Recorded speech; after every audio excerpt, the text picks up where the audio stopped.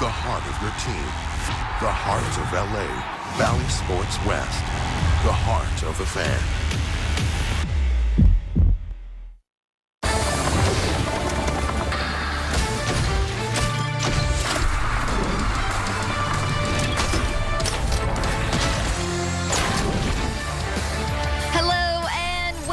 To the Saturday edition of Angels Live, presented by your Southern California Cadillac dealers right here on Valley Sports. Gorgeous Saturday at the Big A as the Halos look to get back in the win column against the Texas Rangers. It's game 3 of this 4-game series, and here is what's coming up on the big show. Chase Silseth gets the start this evening. We'll talk about his year and see how he can right the ship for the Halos, plus talk a little perspective on Patrick Sandoval's solid outing for the Halos last night. Plus, how about a Halo history lesson courtesy of our very own Mark Gubicza? We're looking back on that Ohtani cycle from 2019. Good stuff ahead. Thanks for joining us on this beautiful Saturday at the Big A. Erica Weston alongside the Halos Hall of Famer Tim Salmon, Mark Gubicza. Yes, Gooby, start me up. You got the tunes going here. Beautiful day to win a baseball game and get back into the win column. Yeah, how about some early runs and just little support for the starting staff? I mean, they've been pitching the baseball so well. You go last 5-6 games, they've given an opportunity for the team to win. It's not a lot of early support, and it puts a lot more pressure on a defense when you have to be perfect in the field and also on the mound when you're not scoring. Hey, I tell you what, I was on the field today. It was smoking hot. I am drenched. Can't you know what confirm. that means? That means that just backspin it. The ball's going to carry. It's time to see the Halos start hitting some home runs, and hopefully this heat's going to help them. Sounds good. I know. We've been missing out on the home run hat lately. We got to see more of that. It's got room for more stickers. So let's talk a little bit about the things we saw last night. It was a tough game, yes, but there was one element of the ball game last night, Gooby. Patrick Sandoval, really good in his start last night. Unfortunately, didn't have a lot to show for it. Eric, I really liked his changeup. And, you know, the last few games, when you look at some of the numbers versus changeup, it hasn't been as good as we've seen in the past. So you talk about a high whiff percentage, one of the most strikeouts for any particular pitch this season in all of baseball. Took a little bit off as far as velocity. He's around 82 miles per hour average on his changeup. He had 5 of his 6 strikeouts with that pitch. Before that, his changeup was averaging about 84, so really did a nice job as far as staying back on that pitch. I thought he used his fastball a lot more, and he had very effective fastball too, but then you go back into the 6th inning where things kind of went away from him a little bit, Tim, and that's what happens sometimes when you're trying to be perfect and sometimes a play's not made. It's not. You know, razor-thin margin of error. That's what you've been seeing with a lot of these pitchers right now. I felt like when you go back and evaluate them, again, he had a fantastic changeup, none better than the 3-2 changeup he threw to Simeon in the 3rd inning in a full count when that inning could have really looked, you know, a lot worse. But that pitch right there, that fastball down and in, it was a 1-2 pitch to Garcia. I thought in the 6th inning, I didn't agree with that pitch. You know, you got a guy that's, you know, he's really struggling to stay in the at-bat. If you're going to throw that fastball, you got to elevate it, get it on his hands, down in the zone. That's when you could. I thought that might have been really the only mistake he made, you know, when you look back on his outing that hurt him. You're exactly right on that, Tim, because, you know, Suzuki wanted that fastball upstairs. I was thinking because he's already has 115 strikeouts on the season, Garcia, a very high swing and miss rate. Make him chase something out of his strike zone, whether it's a changeup out of the zone or even a slider. Although he didn't have quite the feel for the slider, something out of the zone instead of a fastball down, probably better result. It was a tough outing, a tough night for the Halos, despite the fact that it was a well-pitched ball game by Patrick Sandoval in his 5 2/3. He spoke to the media last night following the game about his outing against the Rangers.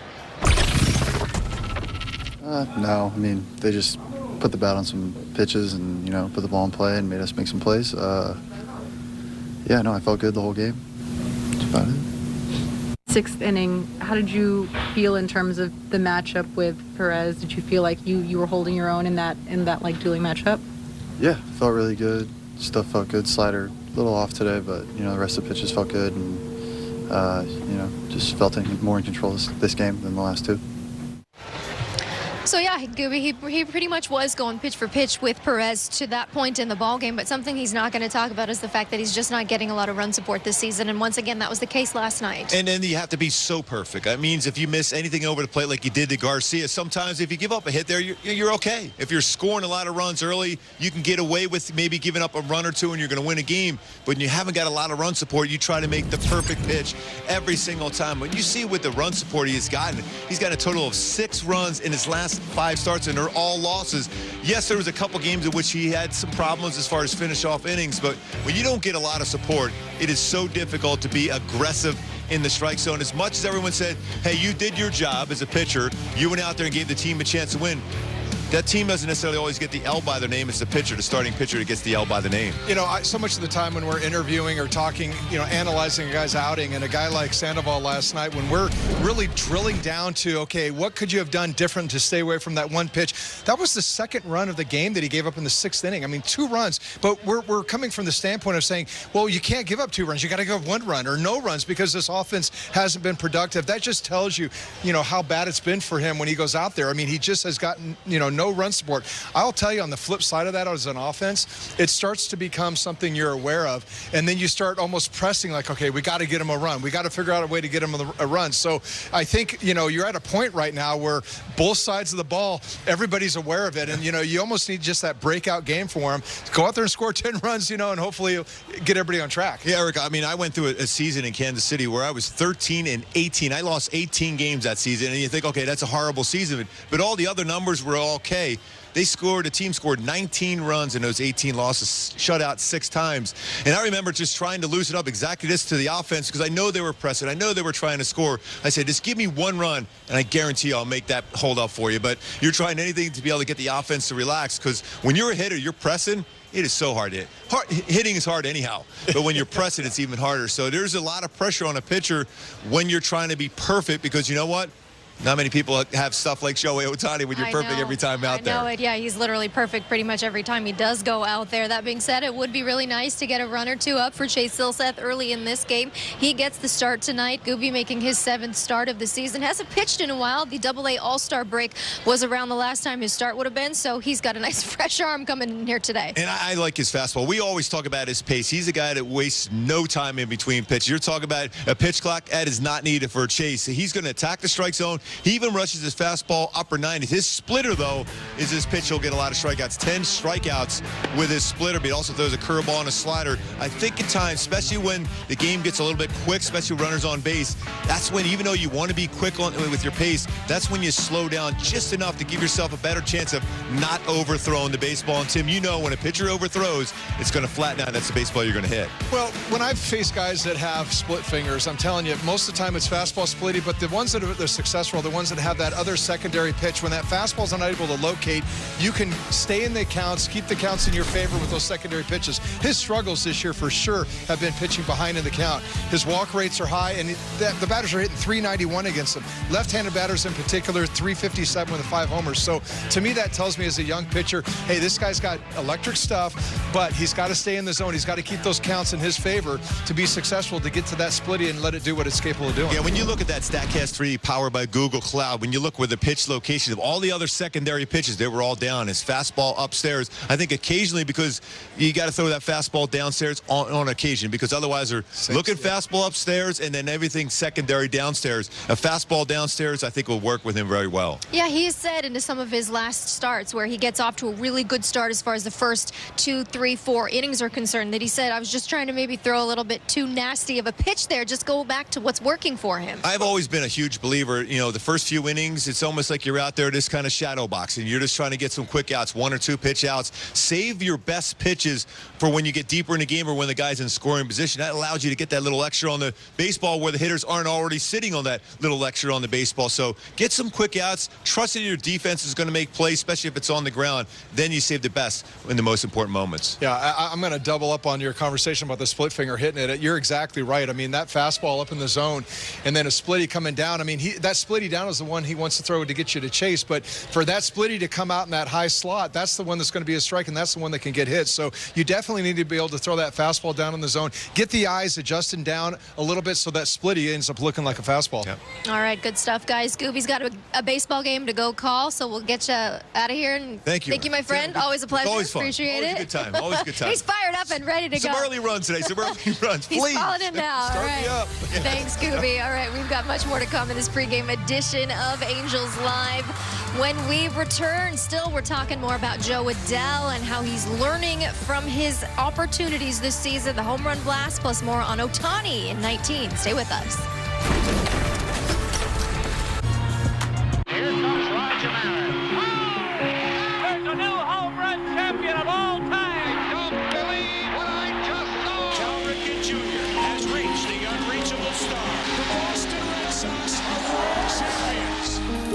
welcome to the first night of MLB Network. That ball is gone! It is caught! Oh, what a catch by Trout! The Cubs have finally won it all! The Atlanta Braves are world champions!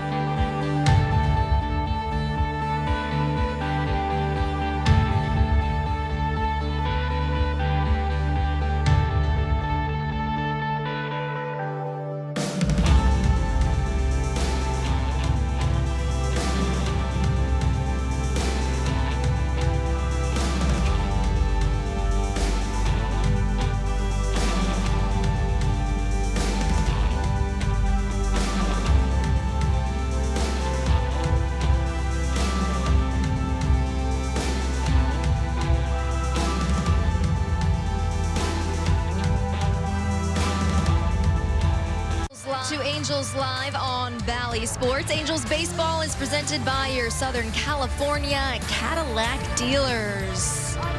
The young Angels fans with their gloves hoping to grab a home run ball out there, coming home with a collectible. Speaking of, how about some home runs? The guys who hit the home runs get paid the big bucks, and now when the Stars go yard, you can get paid too by playing the Home Run Blast. All you have to do is scan that QR code on the left side of your screen. You see there every night, pick 3 batters who you think is going to hit a home run. You get 1 point for every home run hit. For complete game and rules, go to homerunblast.com/rules. So who did your panel of experts pick to go yard tonight? Your lock of the night, Patty O'Neill picking probably the guy we probably all could have gone with, right? Luis Rengifo, the hottest halo there is. But Gooby, Carlin, myself, I'll pick the birthday boy, Jared Walsh. Tim Salmon going with Ohtani because you can never go wrong. You can never go wrong.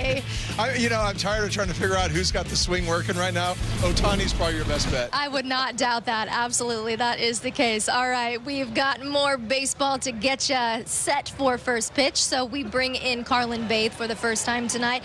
It was a tough night in the outfield for Joe Adele. And Carlin, we know you were in the clubhouse talking to him to get his thoughts following the ball game last night. Erica, those nights are made even more tough when you're not getting that run support offensively as well. Joe Adele's error in the 6th, it broke a scoreless tie. Marcus Semien was able to cross over home plate, and it almost feels like all eyes are on you in those moments. Joe Adele, he'll be the first to tell you, though, when he needs to work on something. So after the game in the clubhouse, he was extremely candid with us on what happened out there and what he needs to improve on.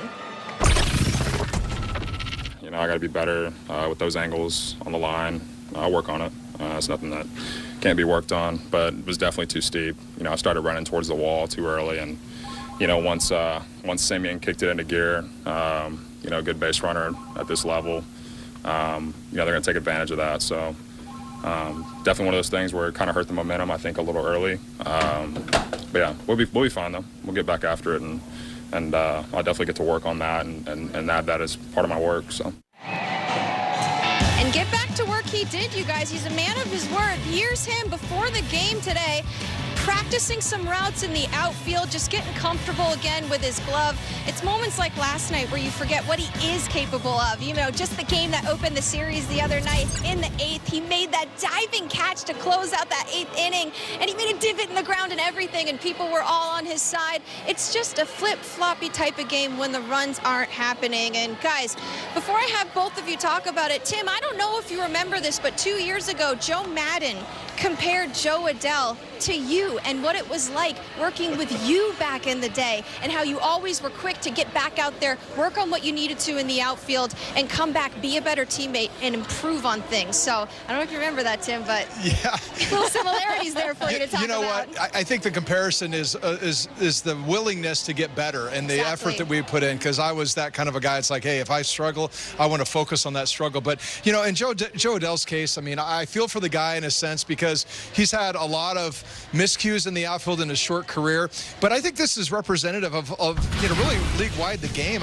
Some of these young guys are coming up whether they're ready or not. And, you know, Joe shows some skills that he's maybe ready for, but we've obviously seen on the defensive side, he needed some more seasoning in the minor leagues. COVID, everything, you know, you can put your finger at a lot of different things. He just hasn't gotten the reps necessarily, and maybe not in this particular play, but in some plays to really become that outfielder that he needs to be. He's a young guy. I mean, he signed out of high school, so he needed some maturation. I mean, you look at a guy like myself, I had 3 years of college, 3 years of the minors. That's 6 years of really minor league ball in the sense developing my tool, my craft in the outfield. So he hasn't had that. We've rushed him up there. Unfortunately, he's been highlighted in a lot of these situations. And, you know, if I gave him advice, it'd be this, is that you can't rest on your laurels. I mean, I don't think he's that kind of a guy, but, you know, you have to take it upon yourself when, especially at home, he's bouncing around right field, left field.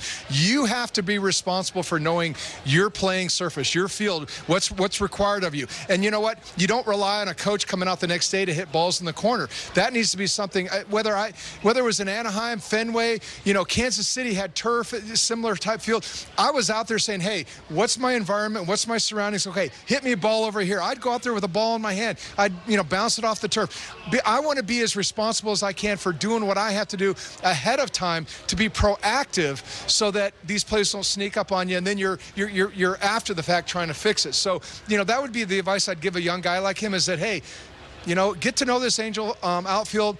Do what you have to do to get yourself better. Know every angle of this field, every, you know, aspect of that wall, how it's going to bounce. That's up to you, not to have a coach to have to tell you. And we've seen Taylor Ward doing that many times on the road games this season, getting out there in the outfield, in right field, getting comfortable, seeing how the ball is going to take those bounces off the wall. I know as we were talking earlier, it's the offense that gets you here. It's the defense that keeps you here. So credit to Joe Adele, though, to owning up to what happened last night and getting back out there today before the game to get some work in. But there was some fun to be had here at the stadium that wasn't baseball before the game today. Earlier today, it was the Angels 5K and fun run. Carlin, did you get up bright and early to participate in the 5K? Sure did. Joe Adele wasn't the only one out here working hard. Eric got up bright and early, got here at 7:30 in the morning. Over 4,000 Angel fans showed up at the stadium, and the 5K and fun run, it's one of the most fun 5Ks you could do. If you were to pick one, pick this one. You get to walk all the way around the parking lot. Sounds fun, right? But wait, there's bubble machines, there's music, there's bands. There was an 80s, that was me blowing the bullhorn there earlier.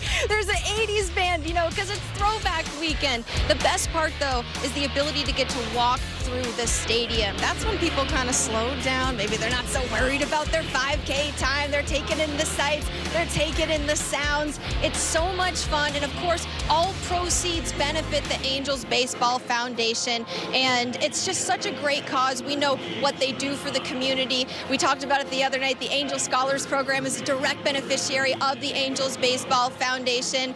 It's just something you want to be a part of. And it was a little early, but I had a great time, guys. Throwing it back to you. She's like, not gonna lie. It was a where little were you, early. Erica? Oh, where were you? I know. Thanks for taking one for the team, Carlin. I was gonna say, Tim, I didn't see you in any of the footage out there. Yeah, I had some friends who were there at 5 a.m. I'm like, I'm not going to be there. Oh, thanks, Carlin, though. That was good stuff for sure. All right, we've got more to come before first pitch here from the Big A when we return on this pregame edition of Angels Live. We're going back in the time machine. Gooby Halo history lessons. Stay with us.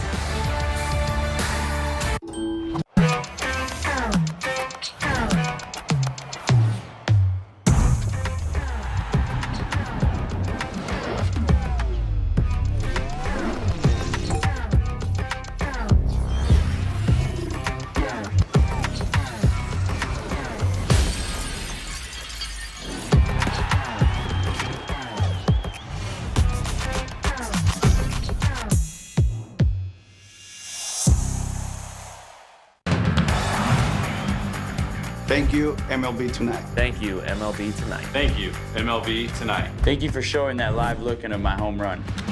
JD Martinez touches the ball. And the one where I made that game-saving play. Was backed up, coming out, and he makes it grab. Thank you for doing a breakdown of my swing. Contact point is going to be more out front. Thank you for all the StatCasts, the recaps, the analysis, and the highlights. Thank you, MLB Tonight, for bringing fans closer to the game.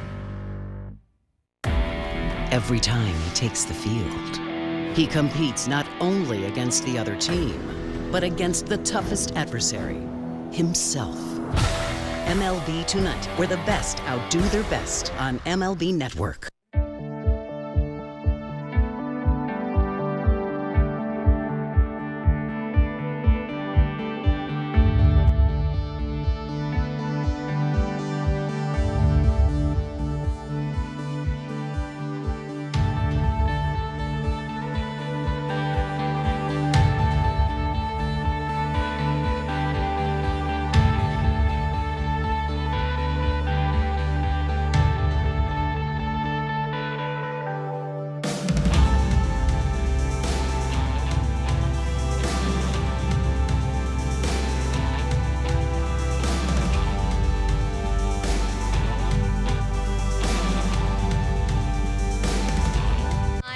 Live right here on Bally Sports. Shohei Ohtani getting set for game time right now. Let's go back in time. Gooby's Halo history lesson going back to Shohei Ohtani's cycle in 2019.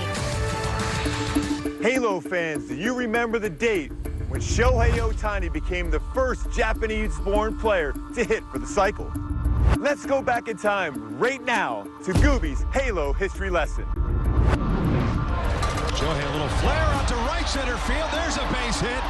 And Shohei Ohtani has just hit for the cycle. Allow me to set the stage. It's June 13, 2019. The Angels versus the Rays in St. Pete. Top of the first, Ryan Yarbrough pitching. Shohei digs in. Yarbrough delivers an 89-mile-an-hour fastball. Kiermaier going back and at the wall. Gone! Ohtani's second at bat. He smokes a double to left center on the first pitch. Shohei on his way to second. He's got himself a double. Home run and a double, so he's halfway to the cycle, Gooby. In the top of the fifth, he has a stand-up triple down the right field line. We're almost to the cycle. All he needs is a single. Setting the stage for history in the top of the seventh. There's a base hit, and Shohei Ohtani has just hit for the cycle. Shohei Ohtani became the 7th Angels player ever to hit for the cycle, the first since Mike Trout in 2013. After the game, Shohei Ohtani acknowledged all the great Japanese players who played before him, including Ichiro Suzuki. Ichiro had 21 chances but could not get that elusive last hit to hit for the cycle.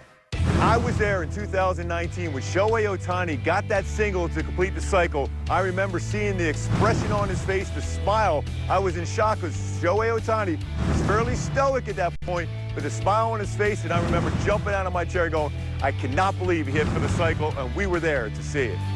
Shohei Ohtani made history in St. Pete, becoming the first Japanese-born player to hit for the cycle. If you don't know, now you know. That's Gooby's Halo history lesson. Man, Gooby's got me ready to run through a wall. That was awesome. All right, stay with us. When we return, we'll take a look at the Halo starting lineup for Game 3.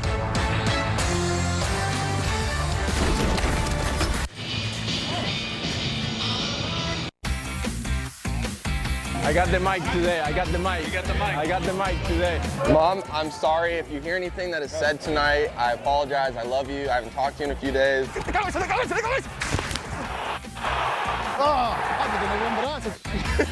Lo tuyo es rolling, olvídate de los fly. Dame los fly a mí, lo tuyo es para abajo. Le voy a decir a la gente que me ponga el micrófono todos los días. Claro.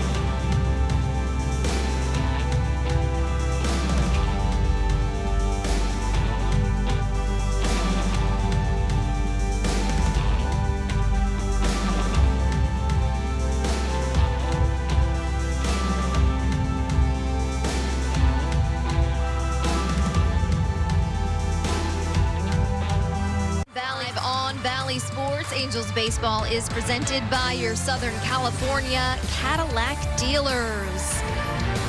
As Chase Silseth is getting ready to deal. But how about this? Angels fans, all season long, the day after the Angels win at home, fans can redeem free medium fries with a $1 minimum purchase at participating SoCal McDonald's. Just download and register on the McDonald's app. I would love some French fries come Sunday morning. Erica Weston, the Halos Hall of Famer, Tim Salmon back with you, getting you set for first pitch.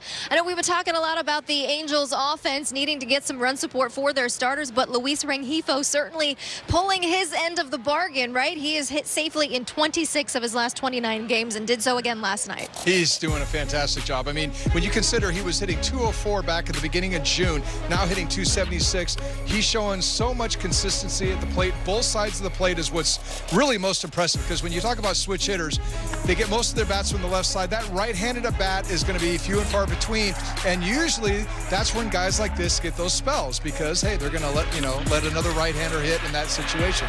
But he's taken so much advantage of those at bats, being able to hit the ball on the right side like this one last night, getting that single, that RBI single right there. He's come through in the clutch so much. Left-handed against left-handed pitchers, he's hitting 324 with a 908 OPS, and in late and close situations, 286. That's just fantastic. It's absolutely incredible to see. By the way, I asked him about that hand clasp situation. He said it's basically just like a high five with his teammates. So that's the story. All right, here's the Angels batting order. Shohei Ohtani back in that leadoff spot, but the birthday boy batting cleanup tonight, Tim. Yeah, hopefully that can get him going. You know, here's the one thing about Glenn Otto tonight. These guys, the Angels, will be facing 359 batting average with runners in scoring position. He makes mistakes, and the other thing is he struggles to stay ahead in the count. So be patient. Let him get behind in the count, make his mistakes, and then make him pay for it. Love to see a birthday boy home run for Jared Walsh. Stay with us. Patrick O'Neill, Mark Gubicza have the call. It's throwback weekend here at the Big A. Enjoy the game.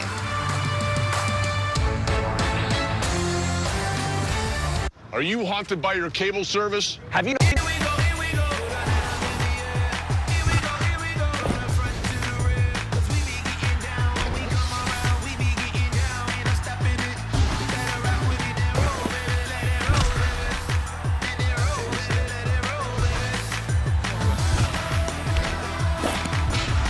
Watch games and coverage all day, every day, your way on MLB Network.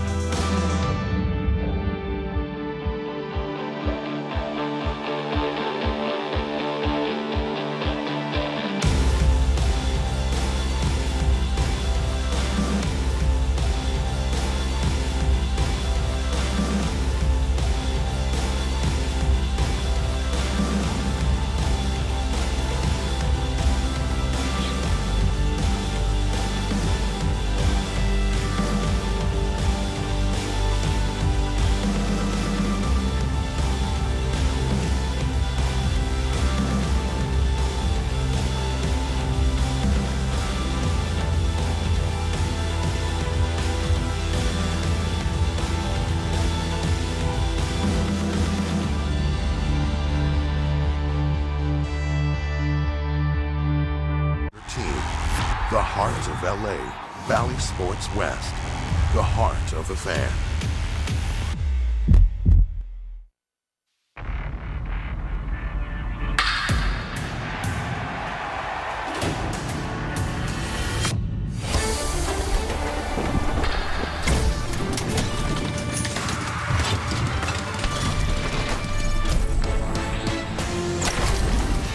Tonight's ball game is brought to you by your Southern California Chevy dealers. Oh, what a night for a ball game. Angels Rangers from Angel Stadium here on a Saturday. It's all right for fighting. Got to fight for a W. Renifo, Marsh, and the boys wearing the red tonight against the Rangers, who have taken the first two of this four-game weekend series. Alongside a 20-game winner in Mark Gubicza, Patrick O'Neill. Angels got to find a way to play some better baseball. What do you think's the key tonight? Patrick, it's scoring some early runs. Allow their pitchers to be aggressive and confident just in case there is a pitch over the middle of the plate and not worrying that costs them a game. So scoring early is going to be big. Well, when you look at the starting pitching in the two games of the series so far, with Ohtani and Sandoval, the secondary stuff's legit. Exactly. Let's take a look at our Carl's Cam replay. Patrick is exactly right. The secondary pitches. Shohei Ohtani, we know he's got the splitter. We know he's got the 100-mile-an-hour fastball.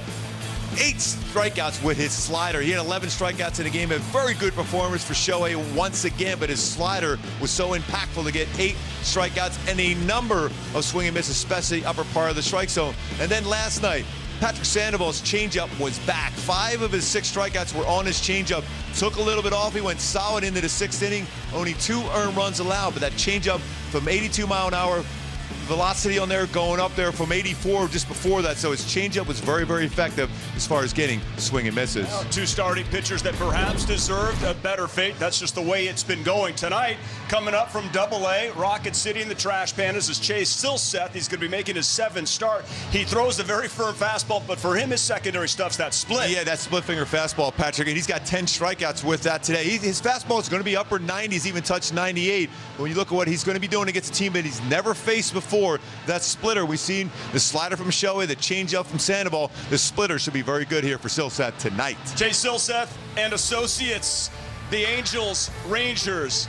The Halos need to bounce back in a big way and get a W. Line up first pitch, and then we play. Stay right there.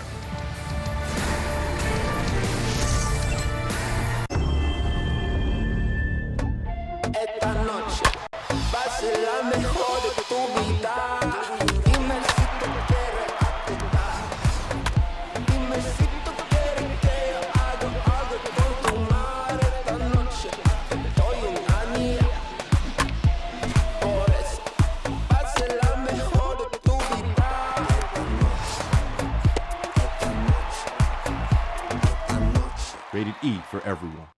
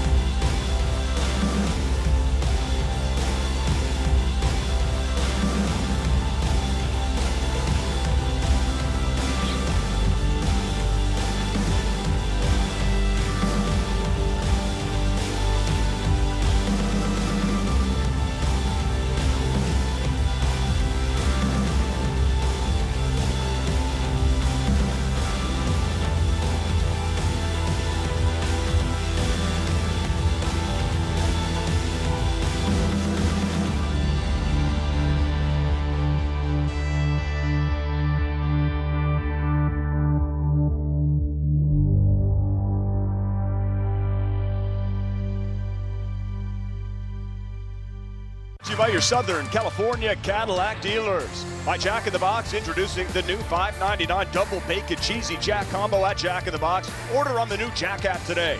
And by Hyundai, to learn about Hyundai's advanced technology and award-winning safety, visit buyhyundai.com or see your SoCal Hyundai dealers today. That's a perfect day for a ball game. Gorgeous here at the Big 8. Chase Silseth, recalled from Double-A, Rocket City, making his 7th start and his first appearance against the Texas Rangers. And let's take a look at the lineup for Texas. Still no Corey Seager after he injured his lower leg in the first game. Marcus Semien, Jonah Heim, Nathaniel Lowe, then Adolis Garcia, Cole Calhoun, Ezekiel Duran, Josh H. Smith, Elio Hernandez, and Maybreeze Valoria for Chris Woodward's Texas Rangers. They're sitting 9 games under 500 at 45-54, and they've taken the first 2 of the series. Here's Chase. Yeah, the bottom line is he works extremely fast, Chase, and he throws a lot of strikes, especially his fastball upstairs, his splitter, very, very good. Same thing with his curveball and slider. My go-tos for Chase to have a good game against a team that has never faced him before is you got to get those batters that chase and finish him off with a splitter. 10 strikeouts with his splitter, but it all set up by that solid fastball command. That means not all just fastballs upstairs, but use that fastball in the lower quadrant too to set up your secondary pitches tonight. Defense behind Chase, and defense is something that needs to play better. That's exactly what Phil Nevin said. You saw the error from Joe Adele, Rengifo also, Adele, Marsh, Ward, Gosselin, Velasquez, Rengifo, Walsh. And behind the plate catching Silseth is Max Stassi. And I think it's really important for Max Stassi really to work very well with Silseth. And you got Velasquez at shortstop. What are you talking about his defensive rating, that zone rating? He's one of the best in the game. He leads with 11 defensive runs saved in baseball itself and 3rd in zone rating. So he's going to catch everything his way. Trust that defense. If you're Chase Silseth, get some quick outs and get deep in the game. And we're underway, and there's a little firm fastball to start off Semien for a strike. Alongside Mark Gubaza, Patrick O'Neill, Carlin Bathe down on the field. Glad to have you here with us tonight on Bally Sports. That one missed, spiked with the slider, 1-1. Must have been the seams on that baseball, I think. Well, he just tried to overthrow, and that's the thing sometimes with Chase Silseth. He'll try to overthrow a pitch. He doesn't have to. He's got a great arm. And he works very, very fast. Advice for him going into this start? I love the pace, but I think when the game gets a little bit bigger and some of those big moments, that's when you slow it down just a little bit to make sure you stay behind the baseball, not too quick on your delivery. Swing and a miss at the fastball, 2-2. Nice firm fuzz out of the gate. And if for a batter has not seen him before, all you're thinking and looking for maybe is his splitter, but that fastball has got some serious life to it.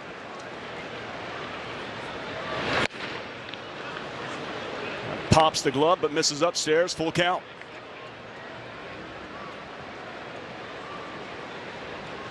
Jonah Heim on deck.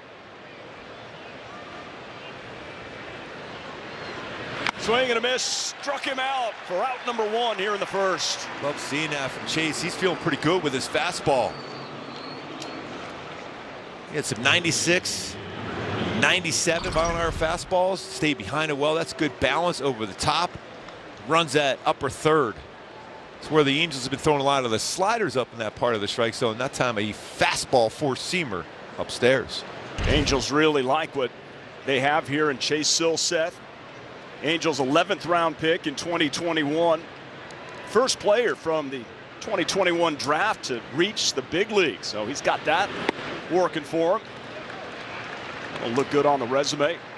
It's nice to see him take and under control the feel for his curveball to throw that in there for a first pitch strike, especially for someone in the on deck circle seeing fastballs and hard sliders. Switch hitting catcher Jonah Heim rolls over that quickly. 0-2. Well, that's a splitter. That's a good splitter. Was set up by the fact that he threw a curveball that dropped down the lower 3rd.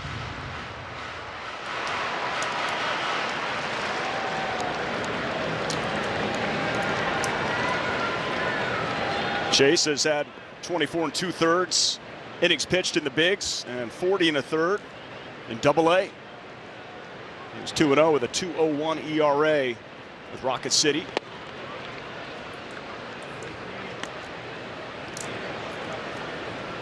So 7 strikeouts with his slider so far this year, 10 with his splitter. Pretty high whiff percentages also on both those pitches. Silseth's 1-2. Good start. Back-to-back Ks, 2 down. That's a splitter, so he's got a strikeout with a 4-seam fastball, strikeout with a splitter. Nice job by Stassi. See that grip? And then the bottom drops out, and nice job holding on to that. Completely different grip on the seams of the baseball between Shohei Ohtani and Chase Silseth. In what way? He goes, Shohei's more with the horseshoe part of it, and that's more across the seams. Almost a 2-seam action with Silseth. Nathaniel Lowe with 2 down here in the first. And again, swing at the first pitch, but that splitter has been really, really good for him, and it's been effective, especially when he's able to throw that in the lower part of the strike zone. Nearly 29% usage, 10 strikeouts coming in. Opponent slugging only 333 versus splitter.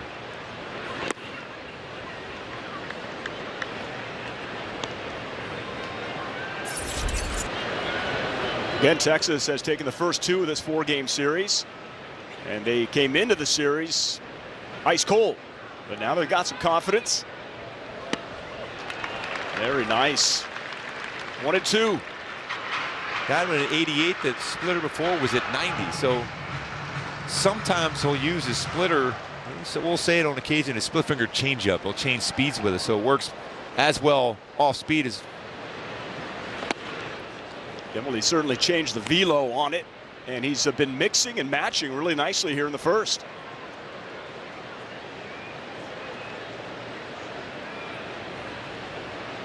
Looking to punch out the side. 2-2 to Lowe. Oh, look very close. Silseth wanted it. That's Chris Conroy behind the plate calling the balls and strikes here tonight. I think part of it too, he thought Chris Conroy was going to call it a strike the way he lifted up his shoulders, and that's why he thought maybe he's going to get that pitch, and you know what, that's easily called a strike because it's in the zone at 96. One more time, 3-2 in line. Straight away, center field. That's a tough play when it comes right at you. But Brandon Marsh, couple steps in, couple steps back, and a good start for Chase Silseth. Texas 2-step. Halo's coming up.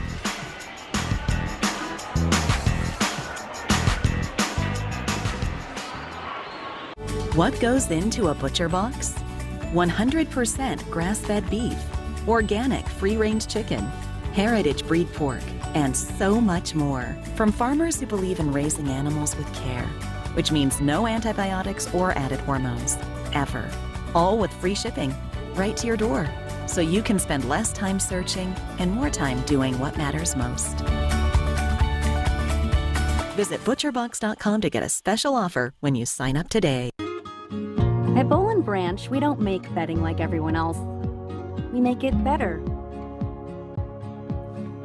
We prioritize thread quality, not thread count.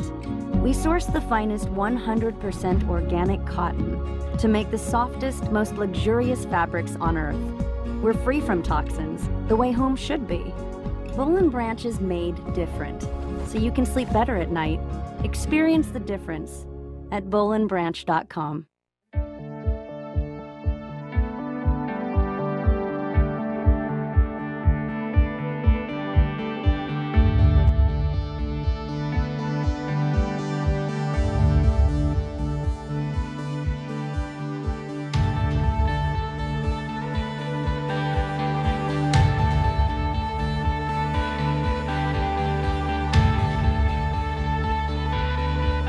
Out here tonight. Ohtani will lead off, followed by Ward, Renifo, and then the birthday boy, Jared Walsh, turns 29 today. First game on his birthday. And enjoy the 20s while they last. Max Stassi, Joe Adele, Brandon Marsh, Phil Gosselin, and Andrew Velasquez is hitting ninth and playing shortstop. And Glenn Otto, he had a bout with COVID, and he came back and has struggled, has lost 5 straight decisions. And he's really struggled with runners in scoring position. He's not going to overpower you necessarily. 91, 95, slider, curveball, changeup. My go-tos, though, to have some good swings against him, potentially score early, is power versus his breaking pitches. He's got a 305 batting average versus slider and curve, and 5 home runs, slugging over 500 on his breaking pitches. And going back to those numbers with runners in scoring position, 359 versus him with runners in scoring position. Get him on, get him in. First pitch to Ohtani, and he is swinging, but lifts it to left field. Elliot Hernandez has it for out number 1. Defense, you just see Hernandez snag that one for out number 1. You also have Garcia in center today, and Cole Calhoun, former Halo, is familiar in right field here at the Big A, certainly. Josh Smith, Marcus Simeon, Ezekiel Duran, and Nathaniel Lowe over at first base, and Mabry's Valori is doing the catching here today for Glenn Otto. Familiar face over at shortstop, and then you got Duran over at second base, but Simeon has played a lot of shortstop in his career, mostly though at second base in Toronto. Back over here with Seager out playing shortstop today for the Rangers. Yeah, that's a big loss for the Rangers. The question was, is he going to go on the IL? They haven't made up their mind just yet. It was like a well. So that remains to be seen. Meanwhile, Taylor Ward, month of July, is hitting just 185 with an OPS of 551. Can he get back on track to being a hitter that was on fire to start the season? Whoa, hit him. Look out. And Taylor appears to be okay. That one certainly got away from Otto. That's his 8th batter he has hit this season. 8 batters. That's a fastball. You drop the wrist, especially if you're throwing a two-seamer. It's going to run it up and in on a right-handed batter. No way to get out of the way. Taylor Ward did a nice job as far as doing what you're supposed to do in that spot, because you're going to be hit. To start turn the body as much and quickly as possible. Protect your face, head area, and even your arm area. Although anywhere you get hit with a baseball is never fun. Trust me. I mean, is there actual advice for what you're supposed to do when you're getting hit? Get out of the way. I mean, what if turn the body is the most important thing, especially if you can't. There's no chance to get out of the way of it. Luis Rengifo, meanwhile, red hot in July. Baseball's 11th best hitter, hitting 341 for the month.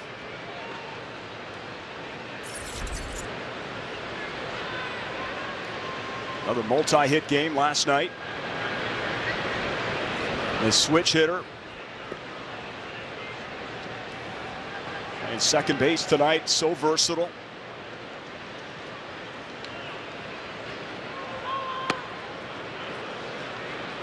Swung at a pitch outside the strike zone, 0-2.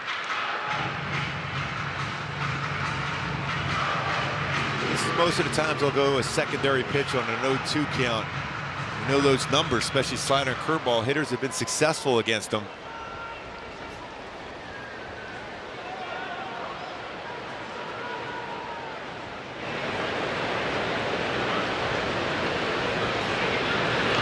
That's right up the middle. Otto tried to play it. Oh, Smith, nice flip. Simeon, not in time. 2 outs here in the first. Let's take a look at the pitch arsenal for Glenn Otto. Take a look at our StatCast 3D, powered by Google Cloud.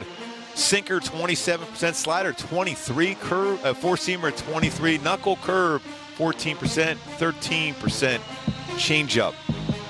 So the sinker has been very effective for him. Four-seamer hit a little bit, but if you really look at the curveball and slider, a lot of success against those two pitches. This changeup's been really good for him this year, including getting 3 strikeouts, and it's a 171 batting average versus his changeup. All right, well, here's Jared Walsh on his birthday, 29 today. Another one of those Angels hitters that have been cold in the month of July, hitting just 153. If ever there was a day to square up a baseball, this is a good one.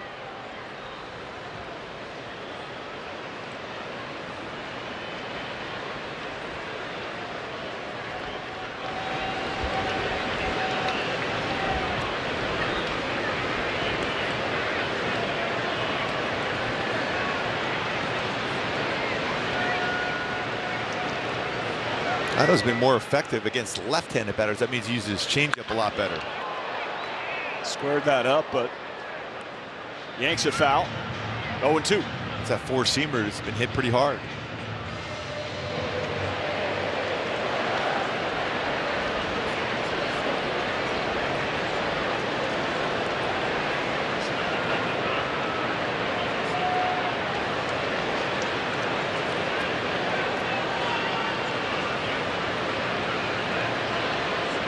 Rengifo goes.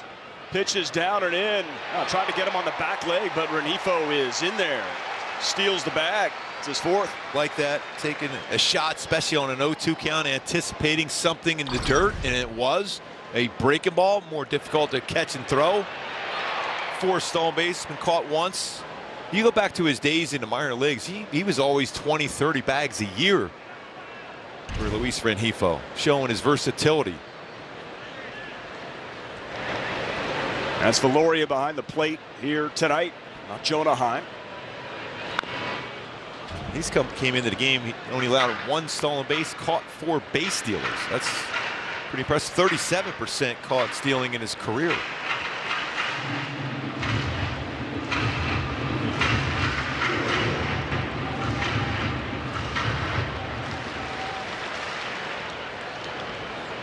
Here's that opportunity. Runner in scoring position. Otto has scuffled. He had a 359, but even higher with runners in scoring position and 2 outs. 419 batting average against Otto.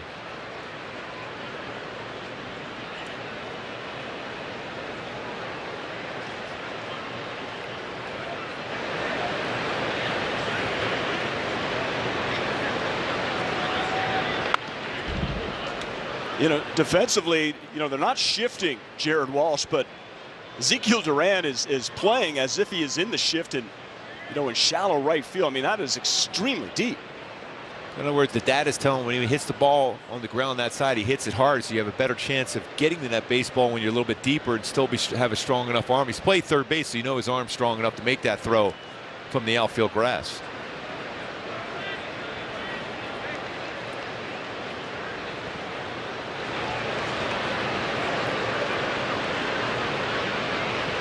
The 2-2, and Otto strikes out Jared Walsh, hits a batter. Renifo gets as far as second. That'll do it. We are scoreless as we head to the second. Karsten Sabathia trains in Win Reality. I love it. So Karsten hits in reality. He trains in Win Reality. I'm glad I'm retired. He hits in reality. Train in Win Reality. Win in reality. See infinite game speed pitches, work on timing, pitch recognition, and get more hits. Train new school. Hit old school. Be ready for real. Win reality. With Home Chef, your home cooking is home nailing it. Our classic all-in-one meal kits are simple enough for anyone and delicious enough for everyone. When it comes to making dinner, fill in the blanks with Home Chef. Delicious, meat simple. Get 16 free meals when you sign up at homechef.com. With the Game Time app, I paid 60% less than this guy. What? And it's not just sports tickets. It's also concerts. Performances, too. Oh, come on! Download Game Time. Last minute tickets, lowest price, guaranteed.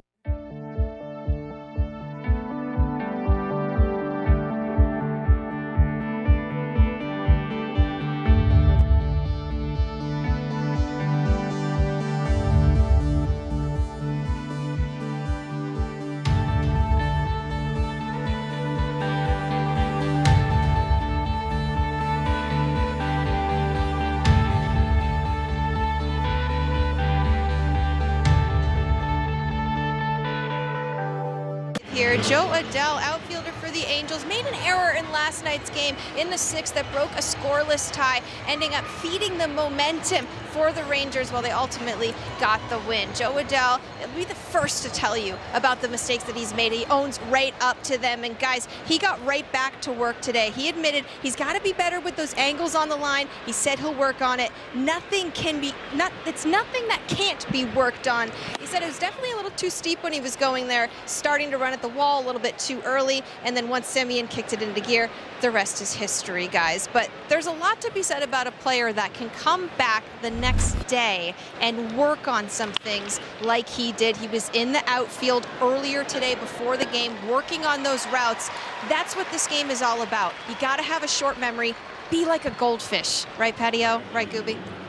Well, I know I have the memory of a goldfish, that's for sure. Wasn't going to say that, Gooby. Okay, Carlin, yeah, thanks very much. I think that Phil Nevin was addressing it. You know, you heard from Adele last night, as Carlin's talking about, owned up to it, working on it, has great energy today, gets to be right back in the lineup. Phil Nevin saying, hey, it's the offense that gets you here.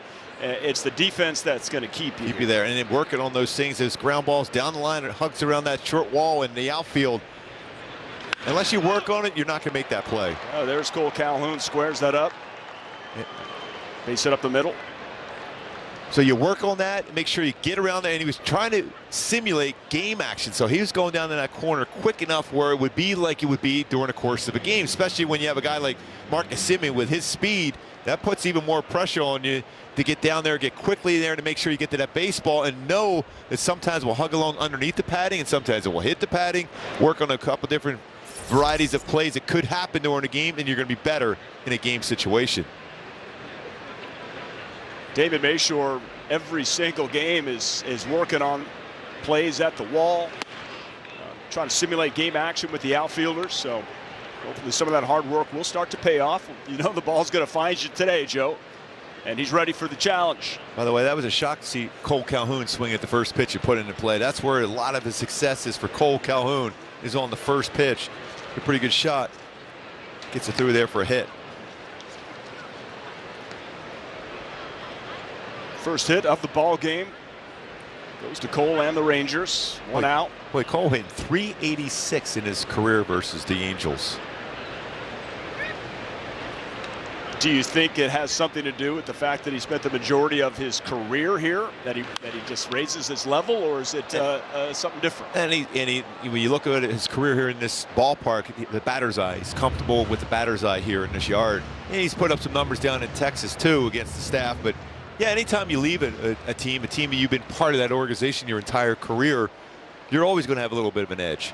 A guy that he wasn't as much in the conversation early as far as big-time prospects. He's really earned his right to be a really good major league player. Flair, and Taylor Ward is there and retires Duran for the second out here in the second.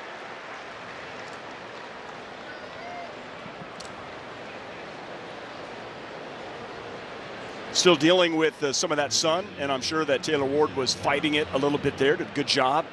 They were so used to it, you know, lately this Saturday night games have been at 7 o'clock, so you have no sun really is an issue, but as a 6 o'clock start, you're still in that sun as a right fielder, and even on occasion as a center fielder. There's that curveball. First pitch over for a strike to Josh H. Smith. Not to be confused with Jimmy Page playing the guitar up on the scoreboard. Definitely not. It's throwback weekend here at the Big A. So every player from both teams gets a little throwback picture on the big board.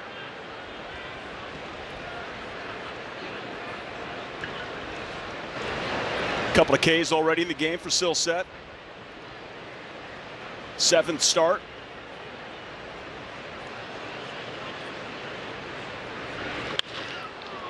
Towards center field. Got a guy there. And Chase Silseth is through 2. We're scoreless, and the Halos are coming up.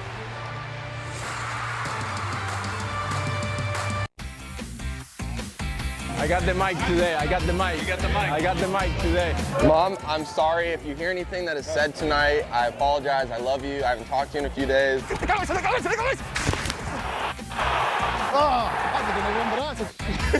Lo tuyo es rolling, olvídate de los fly. Dame los fly a mí, lo tuyo es para abajo. Le voy a decir a la gente que me ponga el micrófono todos los días. Claro.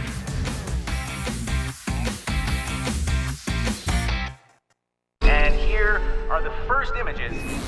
Hello, everyone. You don't have to leave the solar system to watch MLB Network. Just sign in with your TV provider info at MLBnetwork.com or through the MLB app. MLB Network, just about anywhere in the known universe.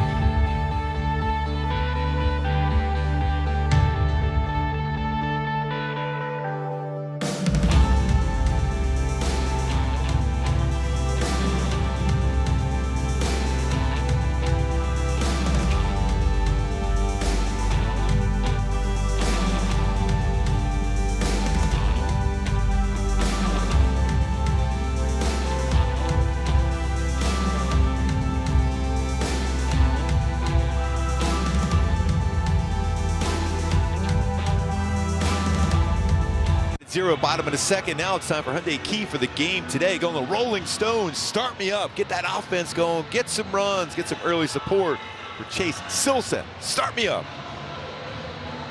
Every single Stones concert, they start with Start Me Up, and the crowd gets going. I love the key to the game here today. See if Max Stassi can get something started here for the Halos. Starting pitching has been great. Offense needs to equal. Glenn Otto mentioned had a bout with COVID, set him back big time. Trying to work himself back into form. When he went out, he had won 3 in a row. He's back and has now dropped 5 straight decisions.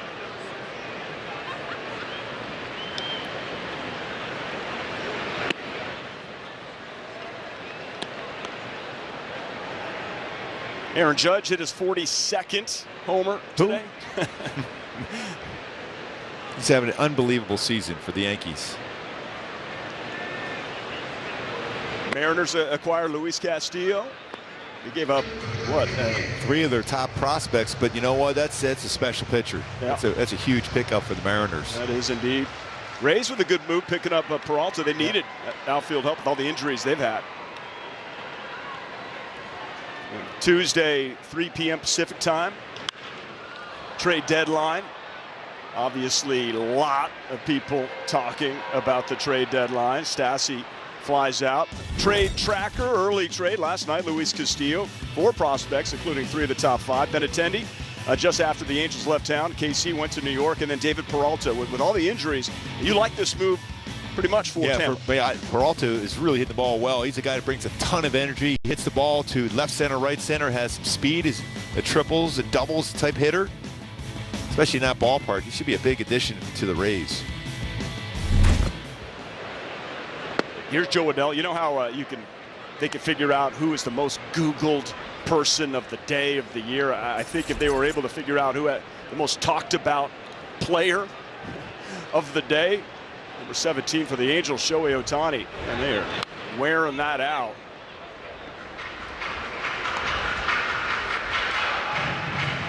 There's Shohei.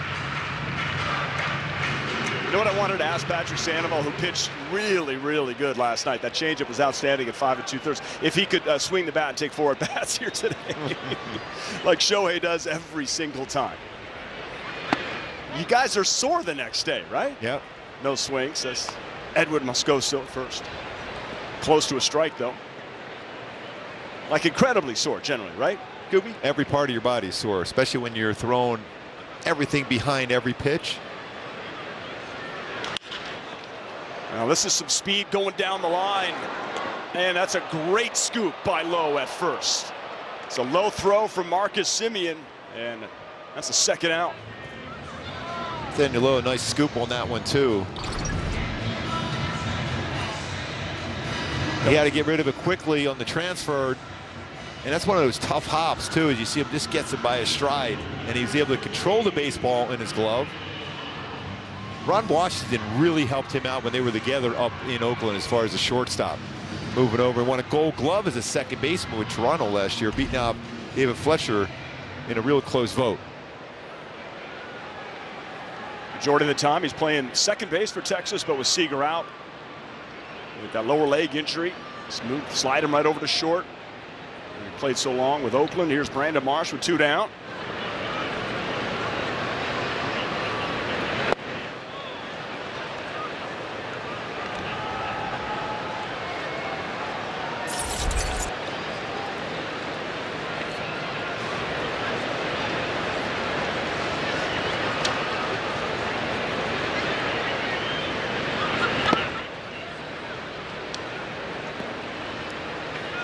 Otto 1-0 in his career versus the Angels, but an ERA over 6, 8 earned runs, and 11 2/3 innings pitched.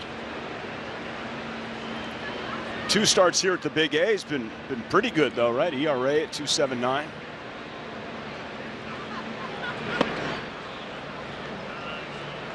So far, his secondary pitches, those breaking balls have been pretty good for him today. A pitch that's been hit pretty hard.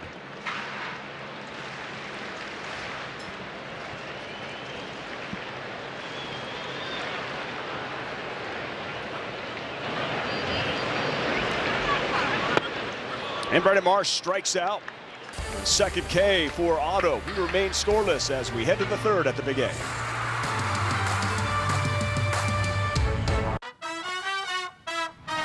Baseball's best are heading to Hollywood.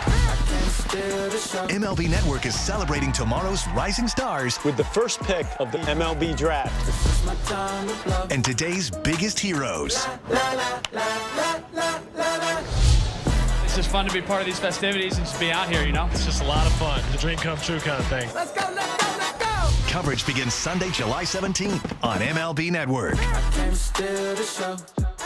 The game is changing, and so are the shows that talk about it. MLB Network's Off Base. What's going on, everyone? A modern baseball show for the modern baseball fan. It doesn't get much better than sitting around and talking baseball. Only on MLB Network.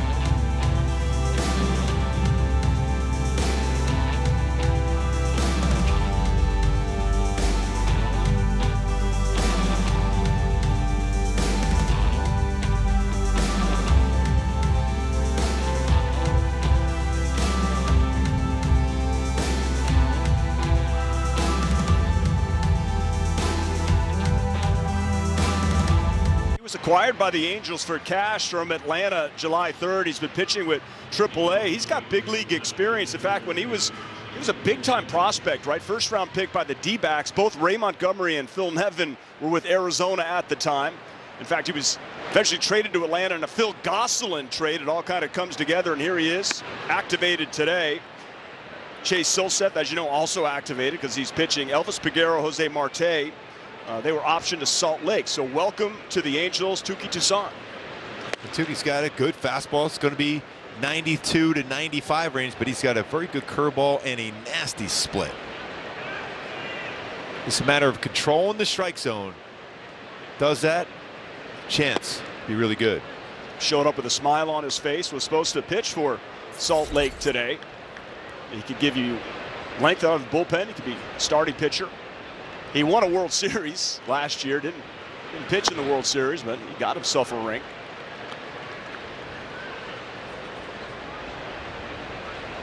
It's one of those ones you fall behind in the count. If you're Chase, you can get some ground balls. He's at about just under 49% ground ball rate. Just trust the ground ball here.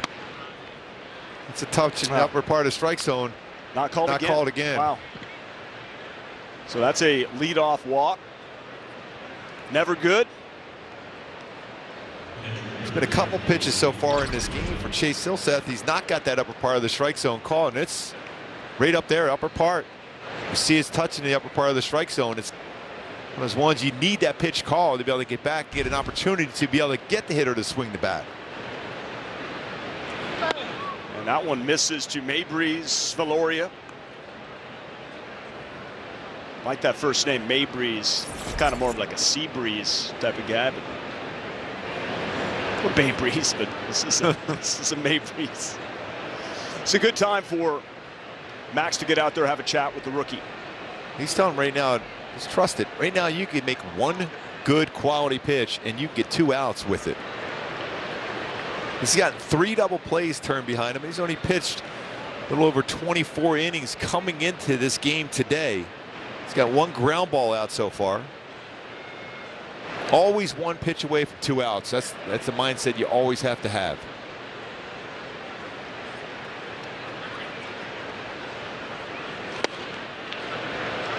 Whatever he said at work.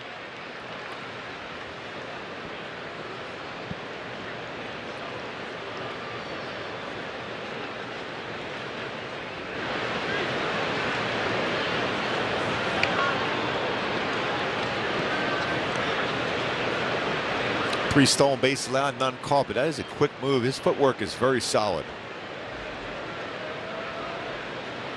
year ago, he's matched up at the College World Series with Rocker at the University of Arizona. Shout out to Farmington, New Mexico, where Silseth resides.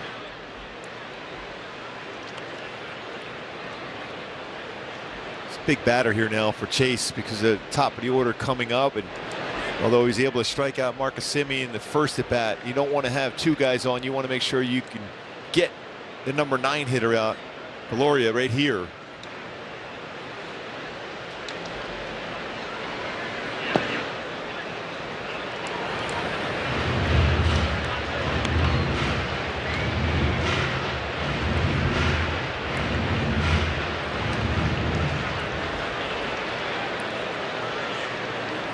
Well, these are the moments where you see what you got, what he's made of. One on, nobody out here in the third, scoreless. A 3-1 pitch coming to Valoria. It's out towards center field. Brandon Marsh has to go back for it. Hit well at the track. Feels for the wall, no problem. He's got it. And you're going to have swings like that when you fall behind, but that's why you have to have the trust in the defense. Let them make a play behind you. Marsh can cover such ground, whether he's in left field or when he's a center fielder by trade. So you know he's able to get back on base and always under control, Patrick. It doesn't seem like there's any panic ever. He glides to that baseball. He's a pretty good center fielder that threw out a first pitch today, and Fred Lynn. That's right, yes. And he caught it today, Brandon Marsh. Mike Witt also out there with Freddie Lynn, throwing out the ceremonial first pitch on throwback weekend. Two great Angels. That was awesome to see. You get matched up against Witt, I imagine? Oh, many times. His curveball, you can almost hear it in the dugout. I know it sounds like there's no way you can hear it, but you can actually hear it because it's cutting through the air. Plus, he had a nice edge to him on the mound. Perfect game. Excellent play by Stassi to keep Hernandez there at first. It's a leadoff walk that Silseth is working with. No stolen bases for Elier Hernandez.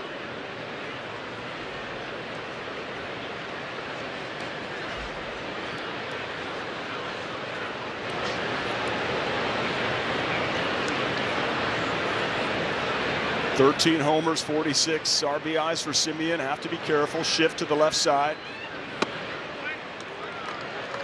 When you look at the defense and you look at where Velasquez is playing, he seems like he's playing in a little bit at the shortstop position. Is that to possibly turn two a little bit quicker? Yeah, that's usually what you would say in normal circumstances without a shift on. That's more of a double play position in the infield. You're in a little bit closer. Semien has hit into 5 of them. Oh, that's a nice play. Gosselin on the scoop. Oh no, he got it on the line out and tries to double up Hernandez. Nice play by Phil Gosselin at third base. Tried to get up quickly on that one. Hernandez thought that ball was by him.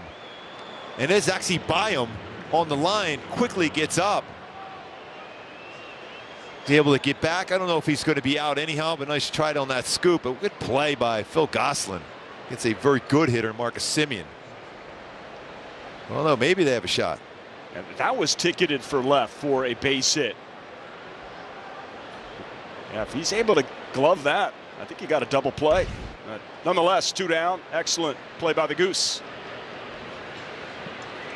And last night, Gosselin, when he was called out, looking, that's what Phil Nevins said he thought was the big turning point of that game. Well below the strike zone. And 5 hits in the 9th. And 5 runs. Blew the game open for Texas. 7-2 eventual victory. 2 down. Jonah Heim DHing tonight.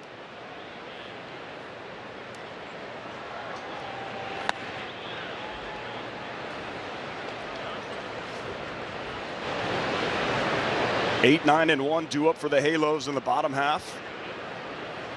Gosselin, Velasquez, and Shohei. And it's one thing you want to do is avoid those counts where hitters can just sit on a pitch. You haven't seen you a whole lot now. It's second time through, a little different. Work ahead, still get chases.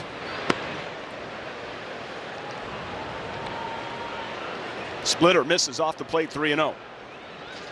The way Anaheim has swung the bat against the Angels this year, Chris Woodward's going to give him the green light. Catcher knows his zone very well. DH-ing tonight.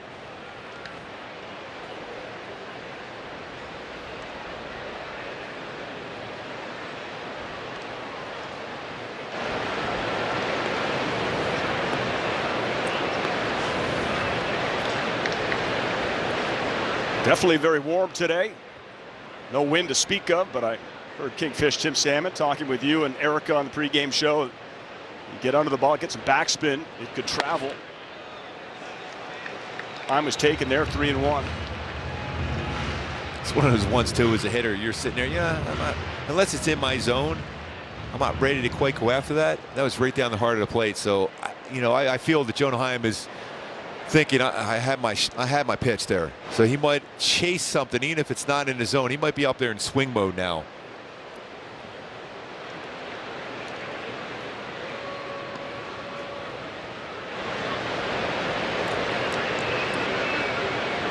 Silseth checking on Hernandez. Texas as a team 79 stolen bases, and that is good for first in the American League, second in baseball.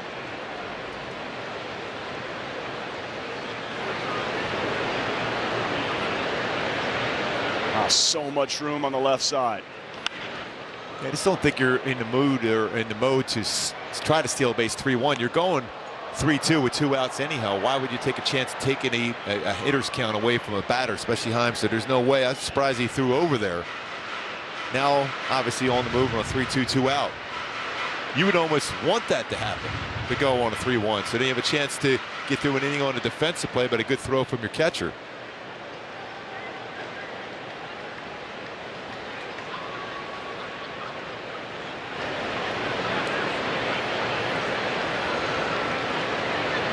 Silseth's 3-2, and he loses Heim, so we'll have first and second with 2 outs. And Nathaniel Lowe coming up. Got around that splitter, didn't stay on top. Showed that really good one he had. It's Anaheim first time around when he struck him out with a splitter. Nathaniel Lowe is up hacking. First pitch. So far he's faced 11 batters. 7 times he's thrown a first pitch strike. Nathaniel Lowe was swinging at the first pitch. Game 1 of the series. Nathaniel Lowe homered off Shohei. And gets that through. Taylor Ward, runners being set. Ward comes up, he's going to throw to third. And at third base, Heim is in there. And Hernandez scores, and it's 1-0 Texas on the RBI single from Lowe, who was in fact hacking.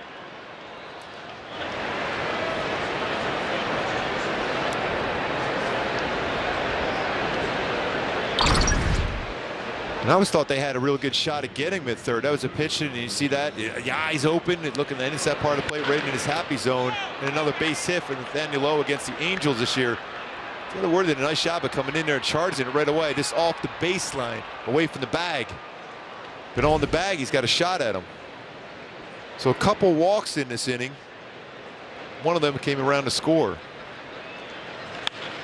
Oh, just punches it through, does Garcia for an RBI. 2-0 as Heim comes in to score. Garcia's 63rd ribby. 2-0 Texas as Matt Wise comes out to chat with the rookie Chase Silseth, just like that.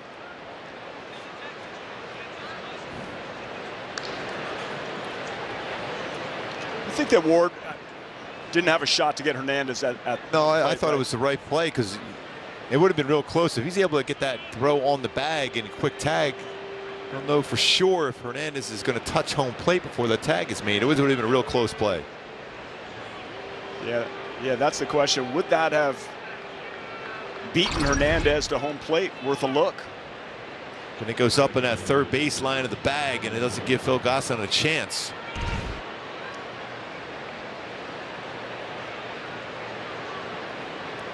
Gossett almost got him through the inning on that really nice play on that line drive.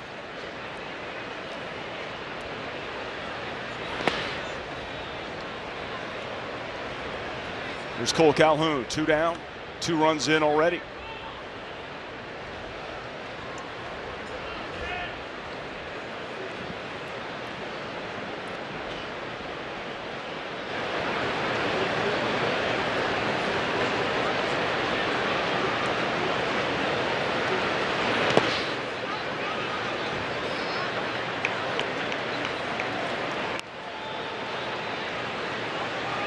This is where it's really important for Chase to slow it down.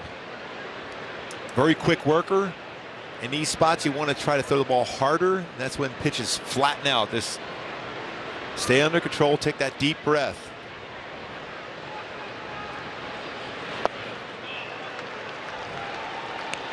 He's definitely been working from behind this entire inning.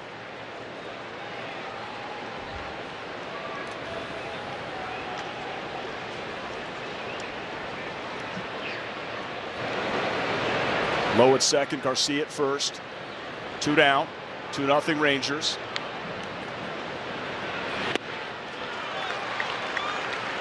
Back-to-back really good breaking balls from Chase Silseth.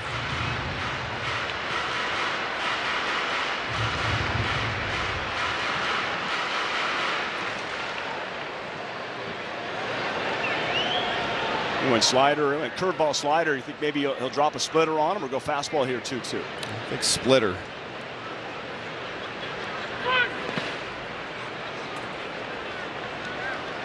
Back to another breaking ball slider.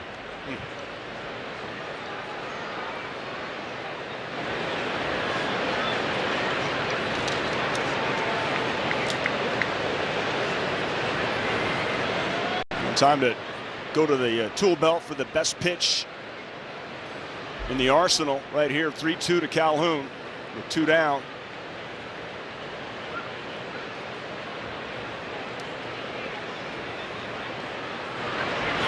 Yeah, there it is. Splitter. Got it. 3rd strikeout, but 2 runs come in. Halo's coming up, down 2.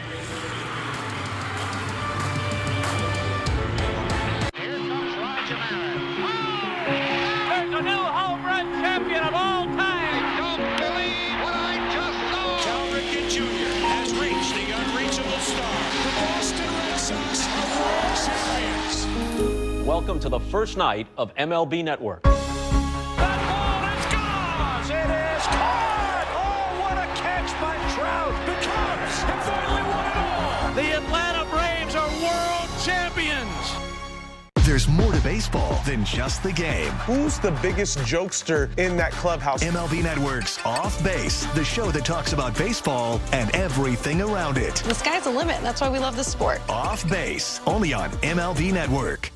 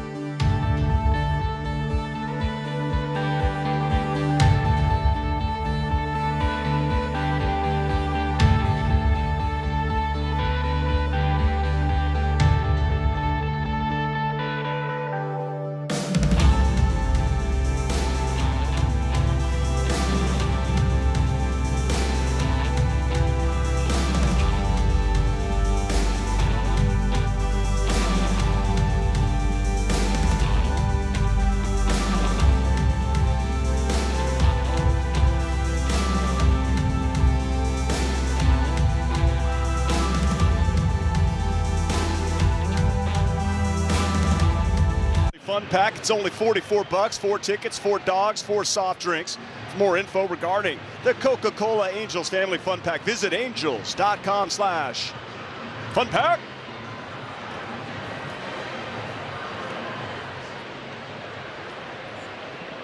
Nice crowd here on a Saturday night. Saturday night fireworks, cotton candy. Favorite Angels jersey. Cotton candy, huh? Are you a fan? Oh, really? Absolutely not. So, I mean, first of all, the fingers are so sticky, there's just no coming back from it. and you get a drop of water on it, and the whole thing just evaporates within seconds. It's like 92. No, it's about 85.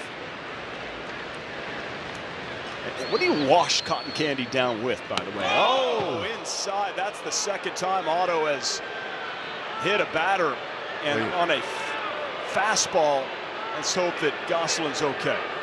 That's scary right there, Phil Gosselin.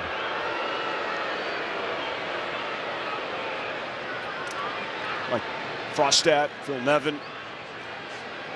If he just does not have that grip for that fastball. Twice you can tell Glenn Otto feels really bad about that pitch to Gosselin.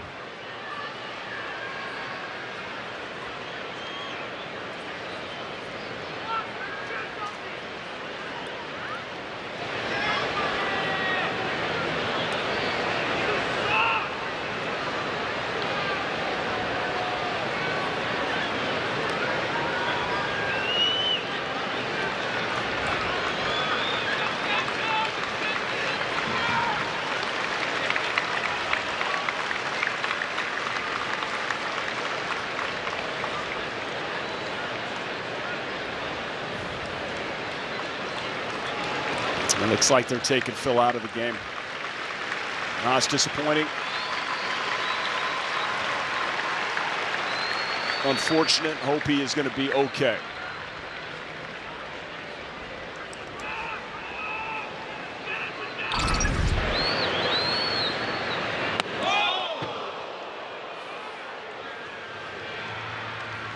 Just able to turn the helmet, just to build the helmet. Absorbing a lot of that compact fastball for Phil Gosselin. Hopefully he's okay. Just had that look that that's a scary pitch. Scary pitch. And if you're pitching inside, you just want to have a better idea, better command if you're going in.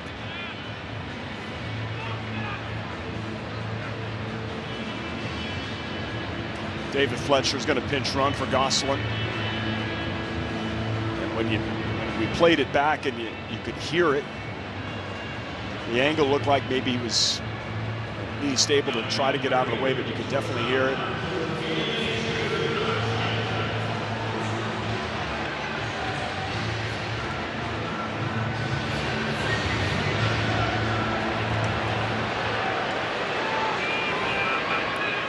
All right, Andrew Velasquez with one on. Shows bunt, pulls it back. Not a bad idea, too, especially with the pitcher's clearly upset at his pitch inside to hit Phil Gosselin like that, so you're more apt not to be ready to field your position. Thinking, hoping that Phil Gosselin's okay.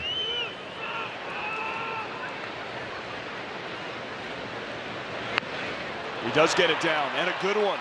Veloria has to hustle, not in time. Velasquez just too fast down the line. It's a bunt for a hit.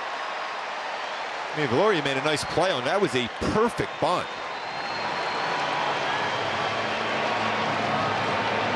And he got down quick, playing catch with that bat. He's been working on that a lot this season. And with that speed he has, should try that more often. You see that arm by Veloria. That's a strong arm. That was a really good play by him. It's the better bunt by Andrew Velasquez. So first and second. And Shohei steps in for his second plate appearance. Flight out, first time up to left. He's swinging a lot himself on the first pitch.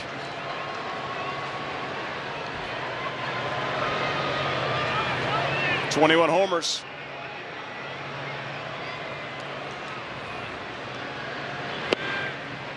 Wow. That's a pretty good pitch. Shohei with 13 career home runs against Texas. This season alone, 3 of them, though they pitched him pretty well, other than keeping him in the ballpark.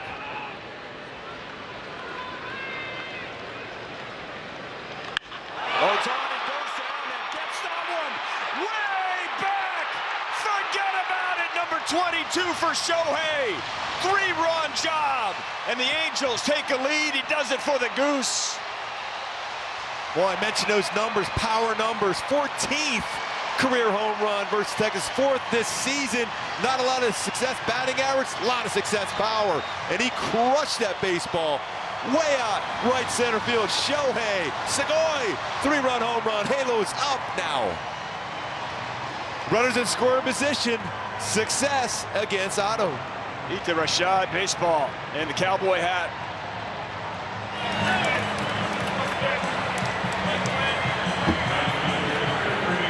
Give him 62 RBIs.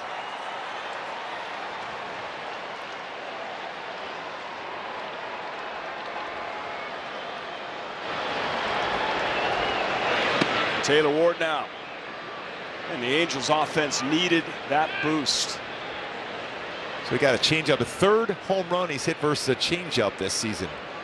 22 home runs, 46 last year. Incredible Shohei Ohtani.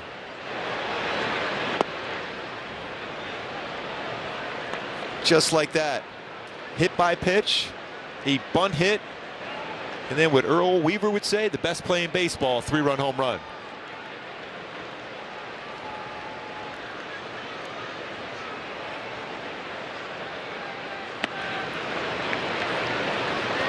After Otto hit Phil Gosselin in the head with the pitch, he clearly rattled. It was a nice bunt single by Velasquez. And then Ohtani touched him up. The big home run. He strikes out Taylor Ward.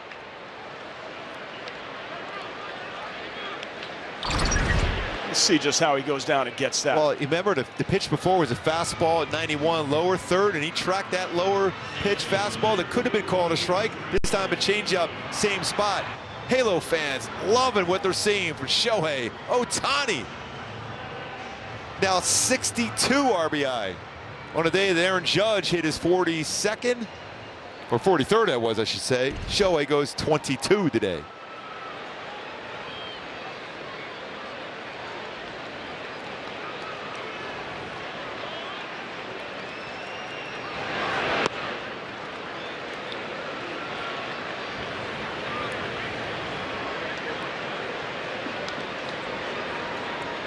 Here's Luis Rengifo. What a July.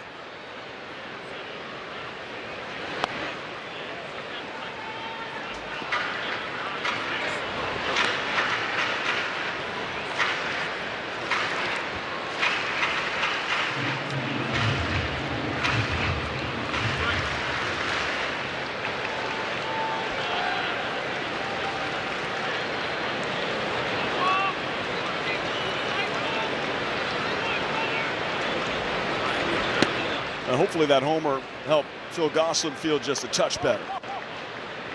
Tell you what, this is still so magical to see a swing like that from Shohei Ohtani, how strong he is. So you're providing all that power on that swing on a changeup, and you're hitting it that far. Ball went 424 feet, exit velocity of 108. 108 miles an hour on a changeup. That's how strong Shohei is.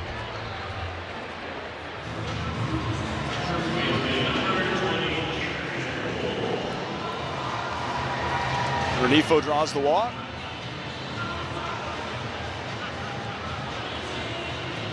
Let's take a look at our key player profile. Jared Walsh turning 29 years old today. So happy birthday to Jared. Other notable birthdays today: Casey Stengel, Clint Hurdle, Doug Rader, Joe Nuxall. Pretty good grouping. Yes. Baseball legends. Rengifo stolen base last time he was on the bag on a fielder's choice. 4th stolen base of the season.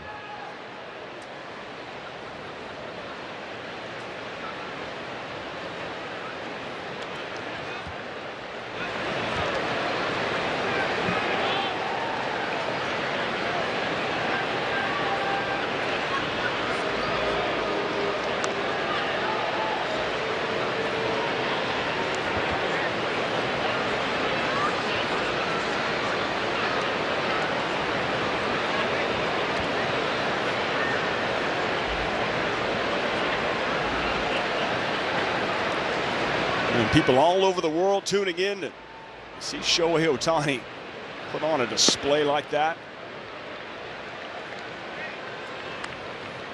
NHK in Japan tuning in each and every game. When you put it in perspective, he's touched 100, 101, 102 miles an hour with his fastball on the mound. 6 straight games with 10 or more strikeouts, and you had a changeup that far, exit velocity of 108 miles an hour, going 424. That's how impressive Shohei Ohtani is.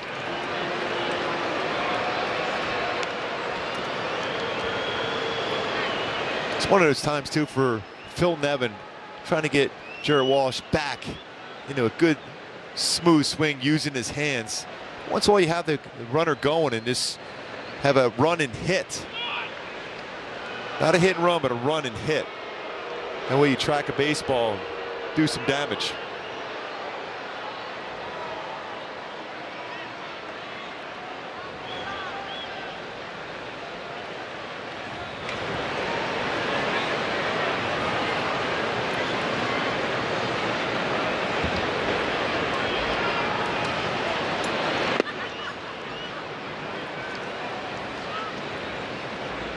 It's Ohtani's 5th homer in the month of July.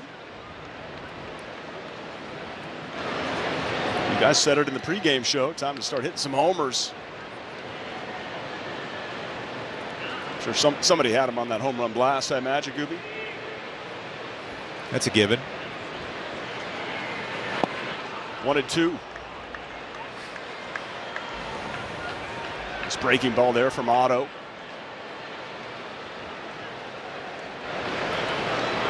Still only 1 out here in the 3rd. This is the 2nd home run that Otto has allowed on a changeup this year. So 171 batting average versus his changeup. Shohei changed that up. And Renifo on the move. The throwdown is not in time. Very close to a strike him out, throw him out as Walsh goes down swinging. And Renifo swipes his 2nd bag of the afternoon or evening. 59 stolen bases as a team now, and another runner in scoring position, which is important against a guy who struggles with runners in scoring position. Very strong arm. You're not kidding. Just on the other side of the bag, tough play for Simeon. When you can look at your data as you prepare to be able to be aggressive on the bases, you look for what type of pitch will that pitcher on the mound that night, and it's be Otto. What's he throw with 2 strikes? A breaking pitch or changeup a lot. So it gives you a chance to get a jump and a more difficult catch and throw for Valerio behind the plate. Chance for Max Stassi.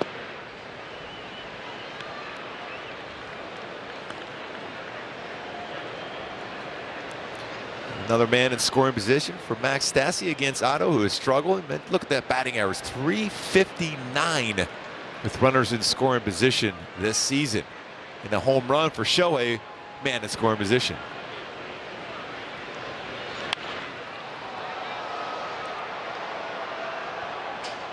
Stassi got a fastball to hit, fouls it back.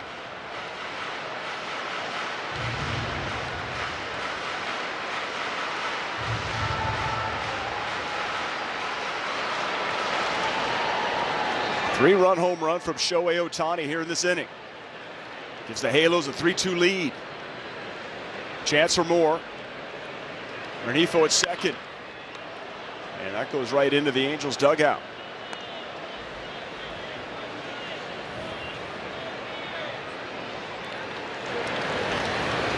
Joe Adele on deck.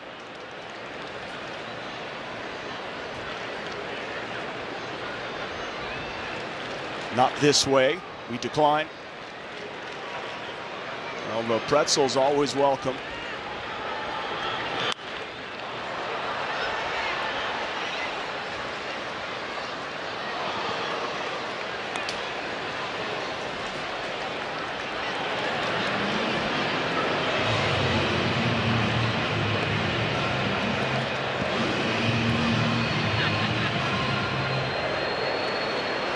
Stassi has 6 homers on the season, 8 doubles.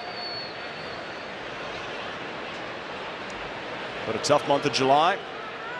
He's not the only one.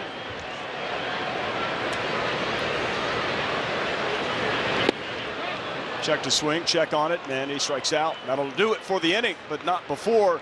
Well, an unfortunate situation. Phil Gosselin gets hit in the head. And then a nice bunt, and then this, an absolute blast by Shohei Ohtani. All his power on a changeup. Shohei giving the Halos a 3-2 lead.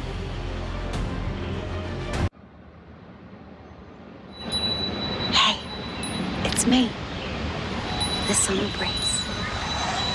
I just flew back into town. Let's get outside.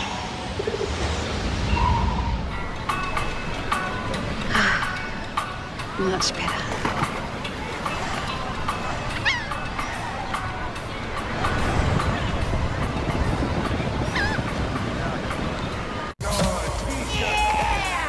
Nice.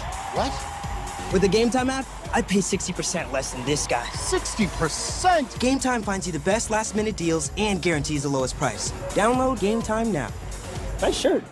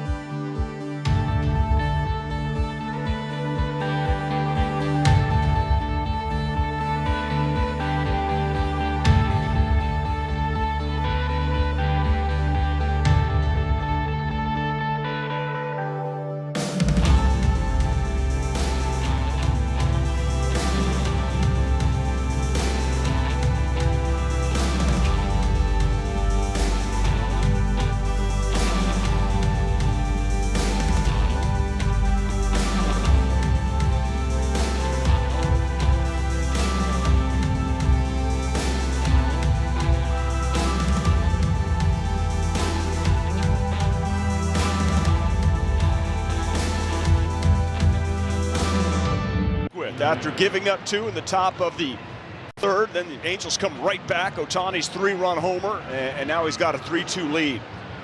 Go back into that trust mode. Right. So Fletcher, who came in for Phil Gosselin, will come in at second base. Rengifo will move from second to third base, and Velasquez stays at short.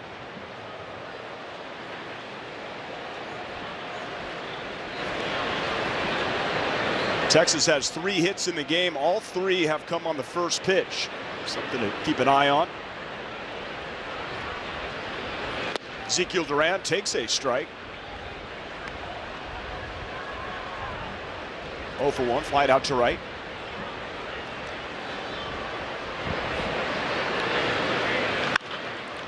Good splitter there. He went slider splitter combination. First 2 pitches here. The work had 0-2.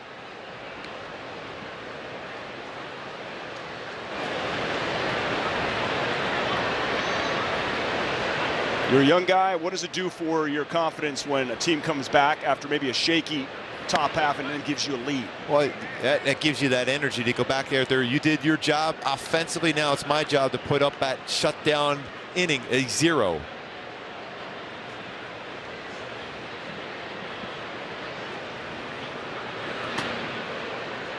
Slightly overthrown slider, 2-2. That's when you want to stay just a little bit longer over the pitching rubber, not be so quick. He's such a quick worker that's sometimes hard for Chase Silseth. You don't want to take away that aggressiveness from him and his pace he has. But also you got to know and just stay back just a little bit longer when you're delivering, especially a secondary pitch.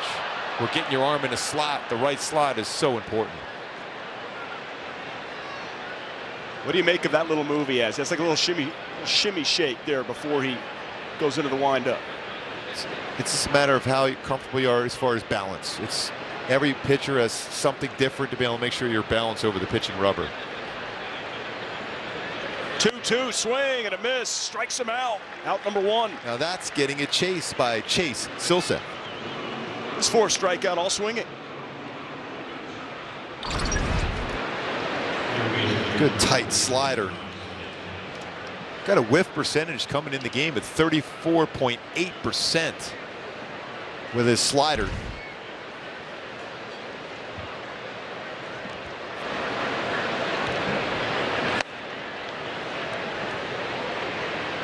Here's Josh Smith, 0 for 1.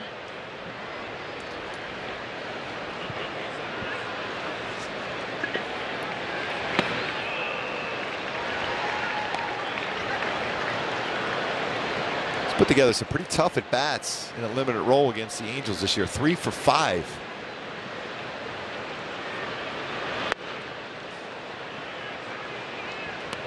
Shows bunt. Renifo all alone on the left side. Smith runs well. 1 career home run, an inside the park job.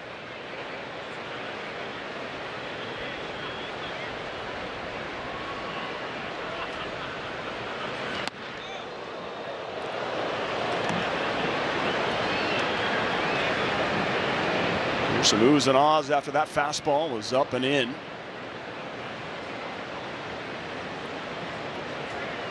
Three-two halos, top of the 4th.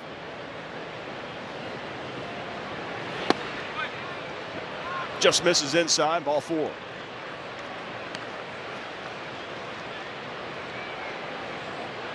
And so 1 on. Here comes Elier Hernandez, who also walked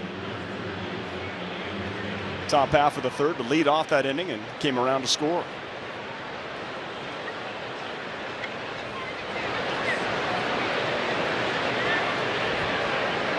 That's the 3rd walk of the game for Silseth. That's a quick move.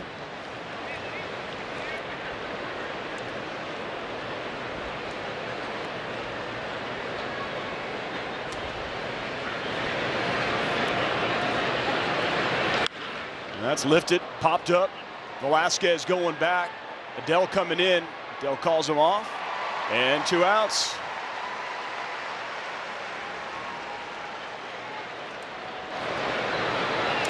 Chance now to put up that 0 towards the end of the bat on that pitch. Slider. Number 9 hitter for the Rangers here in the 4th. A 2 down, 1 on. Mabrice Valoria.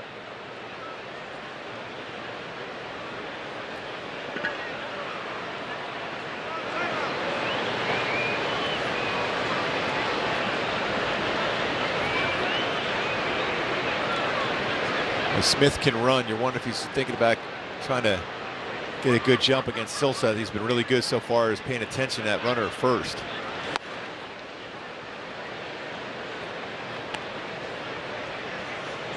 Really short lead that time, though, for Smith. A lot of times when you see a base runner do that, Patrick, you just want to see if you're even looking over at him. Then all of a sudden it gets a little bit bigger.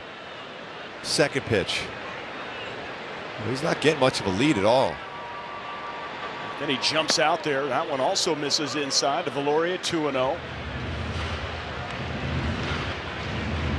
You got 2 down. You got Marcus Semien on deck.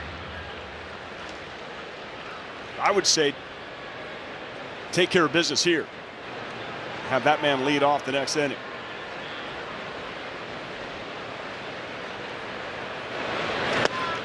That's in there, 2-1.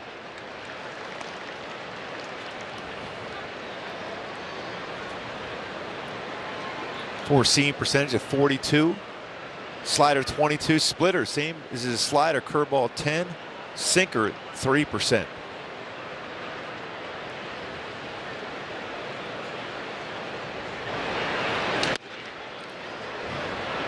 Falls behind, 3-1.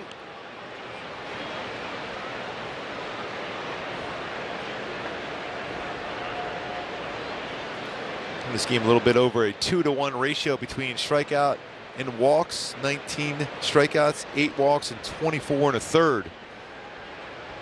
Big pitch here now. And well off the plate. Ball 4. First and second. 2 down for Semien.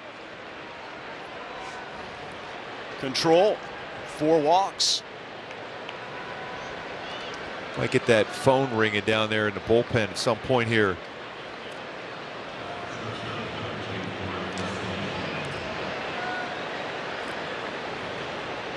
Yeah, I haven't seen the phone ring, but I do see Touki Toussaint throwing a weighted ball against a wall. Maybe he's trying to let him know I want in this game. Staying back a little longer and not flying that front shoulder open.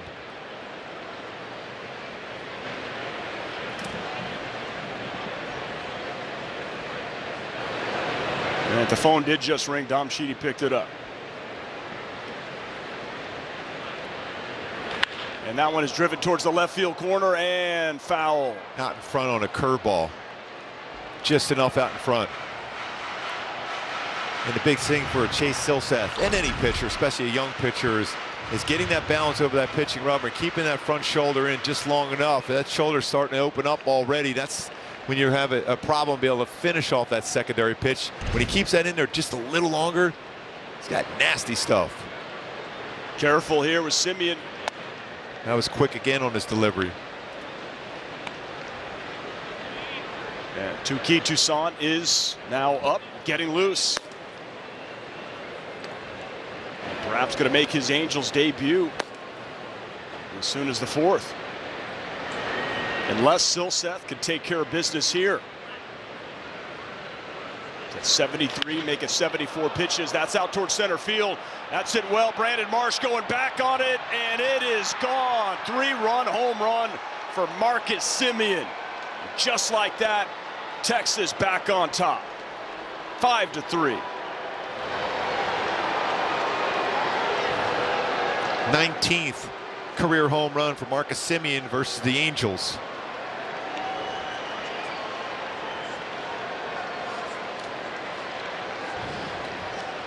th of the year for Semien. 49 RBIs. He spins the lower part of the strike zone. Semien does a nice job of keeping his head down on that baseball and lifts it. It's a long way out to where he hit it.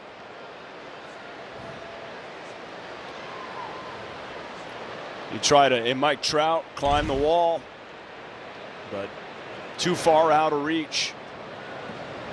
So 3-run home run for the Angels, matched by a 3-run home run by the Rangers, and Jonah Heim with a base hit to right.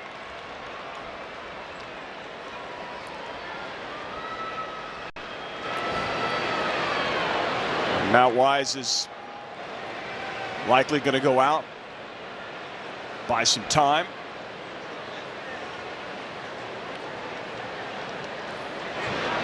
Conversation with Silseth with Touki Toussaint up. And the Texas Rangers up 5-3. We have a minute. Let's give you a quick word from Hyundai. It's your journey. Own it in the Hyundai Santa Fe. 125th home run of the season by the Texas Rangers hit.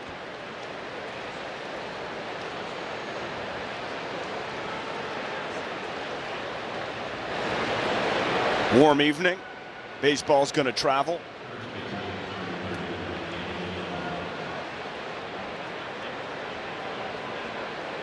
Five hits for Texas against Silseth.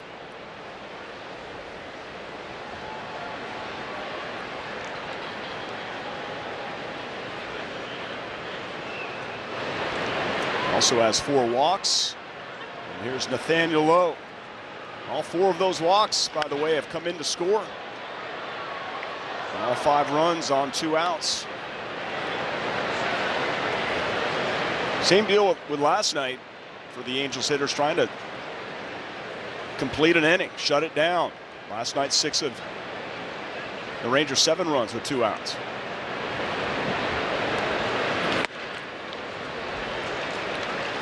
So 15 home runs for Texas against the Angels in 12 games this season. They put some money out there to bring in some power into the lineup, especially with Corey Seager and Marcus Semien. Early in the year, Marcus Semien wasn't hitting a whole lot, but now you look up, seeing that power coming together for him. Well, Silseth is able to complete the 4th, but Semien's 3-run homer gives them a 2-run lead. They say nothing worth having comes easy, to which we say they must not have had our sirloin steak with garlic herb butter, because it takes less than 30 minutes to make. No, really. With Home Chef, you get more ways to have super delicious, super fresh meals that are also super easy. So even when you don't really have time to cook, you still have time to Home Chef. Get $90 off your first month at homechef.com. Also available at select stores. Home Chef, delicious meets simple. They said optical shops weren't very inviting. So we, Warby Parker, created ones that were. They said prescription eyewear was too expensive, so we offered more affordable glasses, contacts, and eye exams. They said opticians weren't always friendly. So we hired only the friendliest and the most knowledgeable. And finally, they said the whole experience was just kind of unpleasant. So we set out to change that too. Visit a Warby Parker store and see for yourself. Welcome to the Aura Sleep Lab. You need a bit more deep sleep. Getting enough high-quality sleep increases immunity. Why?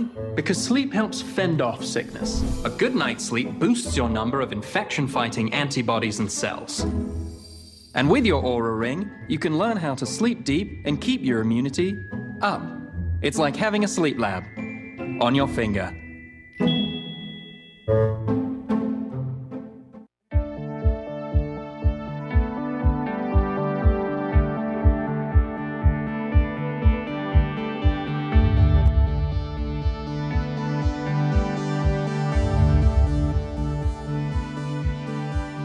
Take on the Twins at 6:30 p.m. First 25,000 fans will receive a clear backpack courtesy of Santa Ana College. For more info, just visit angels.com/promotions. Expect a big crowd that night, a huge crowd here tonight at the Big A. Fireworks, and we've seen some fireworks. Ohtani with a 3-run home run. Simeon, a 3-run home run. And we're only in the bottom of the 4th inning. Texas 5, Halos 3. Here's Joe Adele.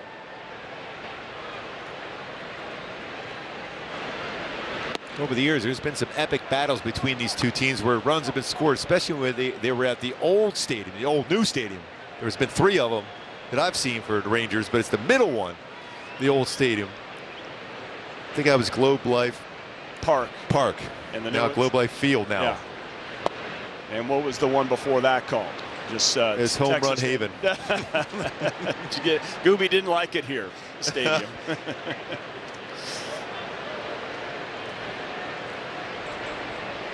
All right, 3-0. What do you think? Swing. And not a chance. Well off the plate. 4 pitches. That's a leadoff walk for Adele, and that's good to see. And Glenn Otto, remember last inning, he hit Phil Gosselin. He's hit 2 batters. Maybe he does not have the feel for that fastball. He certainly doesn't want to go up and in. You don't have the feel. You can't pitch inside. Then don't do it. Yeah, because then you're concerned about the safety of a hitter if you're unable to pitch inside. So as a hitter right now, although it's easier said than done because you've seen 2 people hit, you want to try to avoid going into that spot. You want to track? Are you going to track something? You're going to look away. Yeah. You're going to try to look away. And Brandon Marsh, a strikeout victim, back in the 2nd. So you got Joe, and here's Flo. Well, so that's going to bring the Rangers pitching coach Doug Mathis out for a conversation with Glenn Otto. Perhaps they're going to get some action going in their bullpen as well. There's some movement going right now. All kinds of jumping jacks, arm swings.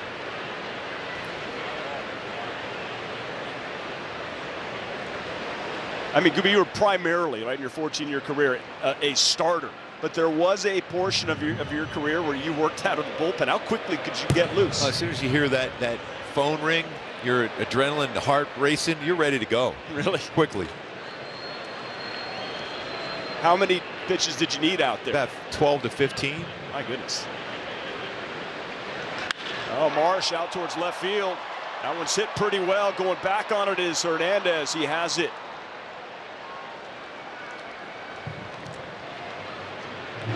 One out. One on. Here's David Fletcher. This will be Fletcher's first plate appearance of the game. Replaced Phil Gosselin. Feeling a contact play being put on by Phil Nevin. Joe Adele runs well. Fletch makes contact almost every pitch thrown.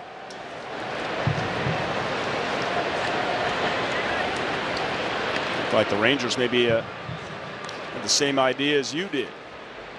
Quickly check on Adele.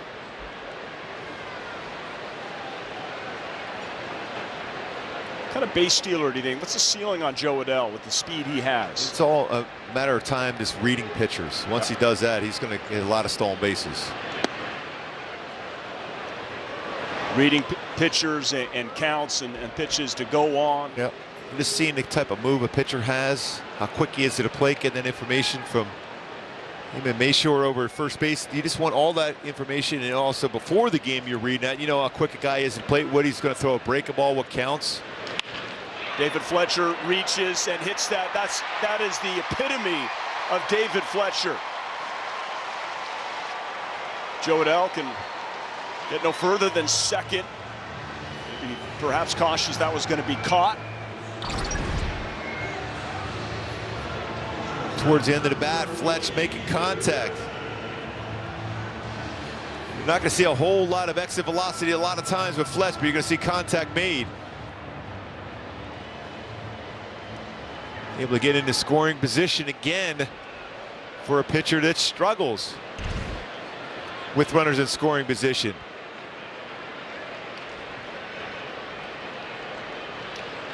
Xander Velasquez, 1 out, 2 on. Off the plate. You have Shohei on deck. This might be his last batter.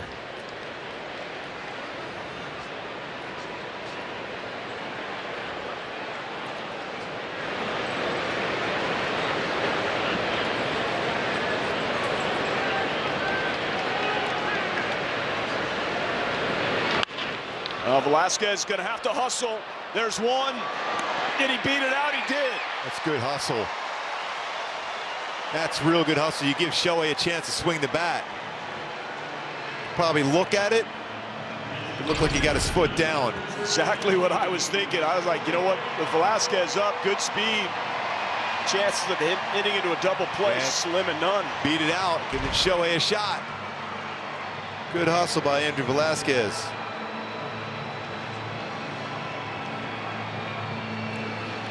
So last time up, 3-run home run. If you're Chris Woodward, what would you do here? Would you pitch to him? And Taylor Ward has been cold of late. I think they're going to try to make him swing at a non-strike, and sometimes that goes against you as a pitcher. Shohei Ohtani says, oh, I just missed it. Crowd wanted it. We all wanted it. Just didn't square it up. Somehow, some way, Otto gets out of it.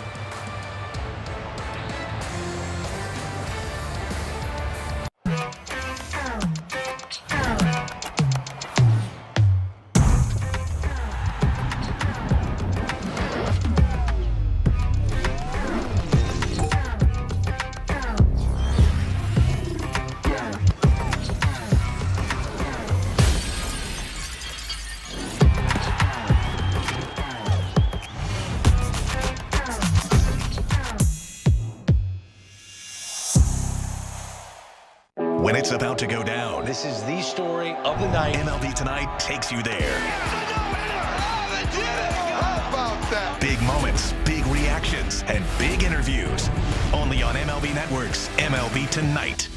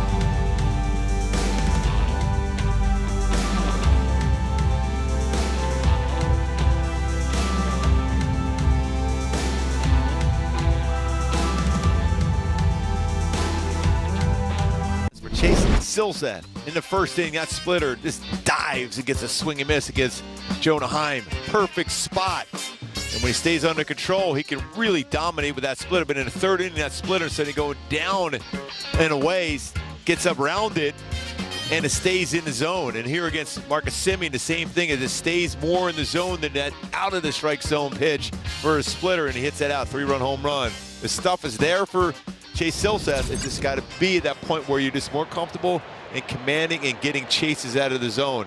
It's there. He's got to be more confident on the mound. First look at Touki Toussaint making his Angels debut at 10 starts for the Braves last year.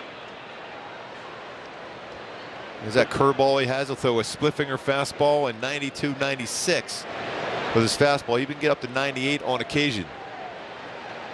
At 3 starts with AAA Salt Lake. No record, a 3.38 ERA.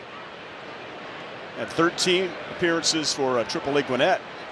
8 starts. And was 2-2 with an ERA north of 6.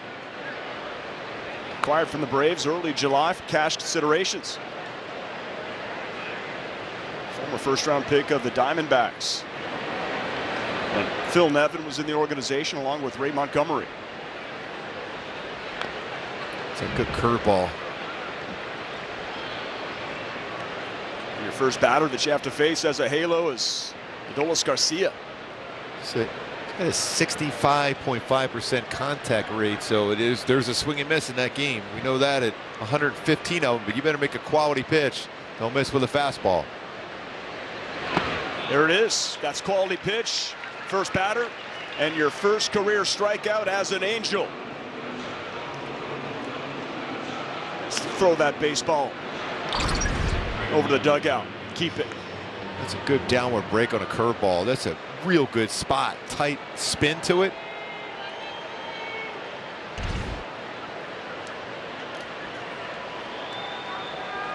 And Toussaint now going to face the former Halo, Cole Calhoun.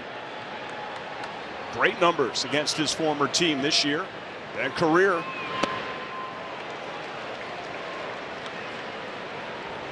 Another nice curveball.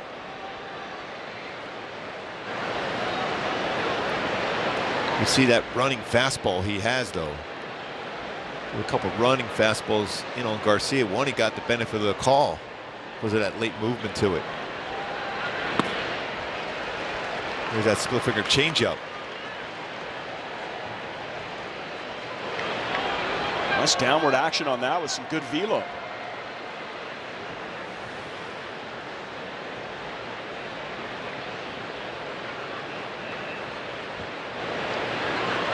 Here's the 0-2 off the plate.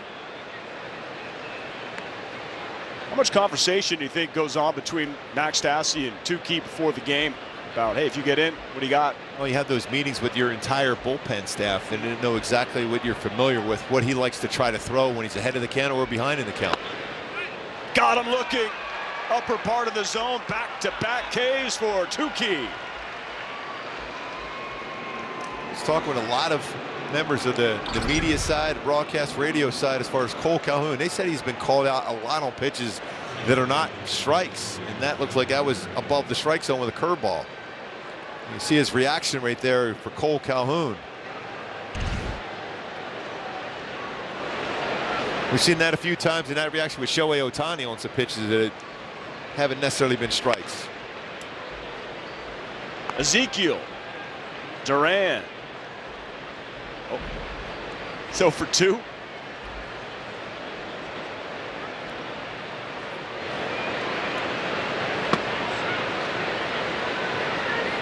Two and 0. 5-3 Texas here, top of the 5th. Mark Gubiza, Patrick O'Neill, Colin Bay. Got some offense in this one. Halos had a great chance. The last inning, unable to score. Velasquez, couple of hops, strong throw, and he gets him. So Touki Toussaint. Easy play. That was a real good play by Andrew Velasquez. Got a lot on that throw. 1, 2, 3 inning for Touki.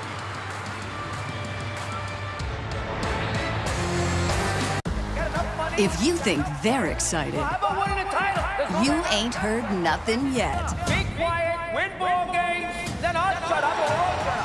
High Heat with Christopher Russo, only on MLB Network.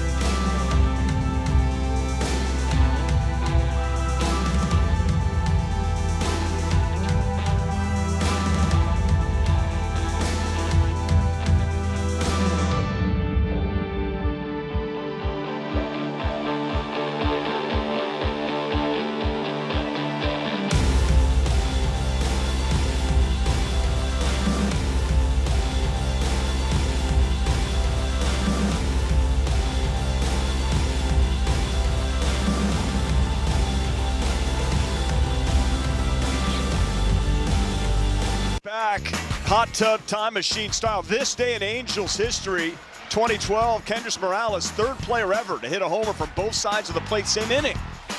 Phenomenal player, phenomenal power. So until he hurt his ankle, broke his ankle when he jumped at home plate that one time on a walk-off grand slam here at the Big A. Tell you what, he's one of the best players in all of baseball. He was an outstanding defender at first, but great power from both sides of the plate. As you can see, homer in the same inning is a switch hitter. You surprised that Otto's still out there? Remember, we thought maybe perhaps that last inning he would be facing his final batter, but he's still in there. Taylor Ward was hit and also struck out.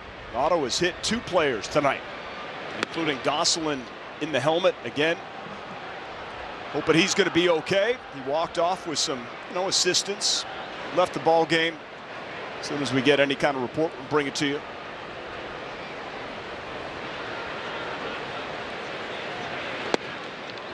That's off the plate again. I think Taylor's letting him know on that one. That was off the plate. 2-0 gets the call.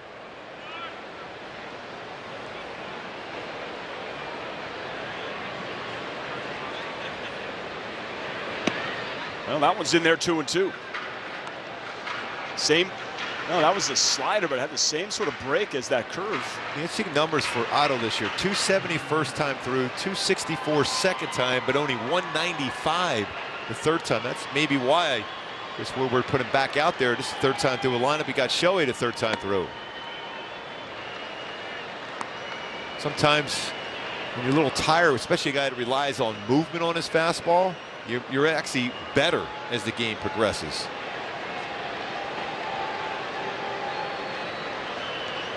(3-2). That's off the plate. And the Angels were unable to cash in a leadoff walk in the 4th. Let's see if they can do it here in the 5th. Here's the thing, going back to game 1, there was no walks at all in the game. They've seen some walks in this game. 3, make that 7 walks in the game so far. And it is tonight's Coors Light beating the pressure. And here is Luis Rengifo this season. First 37 hitting 205, last 29 hitting 355. Any adjustment you have seen from him at the plate? This seeing the baseball well, his hands, using his hands well from the left side of the plate and the right side of the plate, recognizing pitches in the strike zone and laying off pitches out of the zone. Got a couple of stolen bases. And that's going to be a tough play. Simeon throws across and gets him.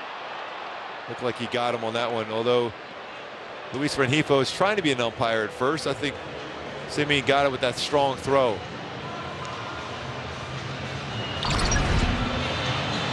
That's a big league play by Marcus. He's able to get himself and get around the baseball and a lot more on the throw by gathering. See, he gets it by a half a step.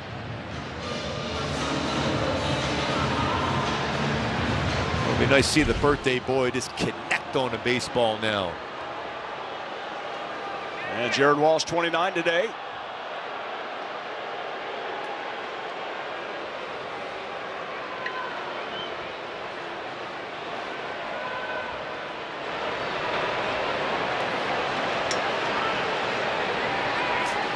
Ward at second.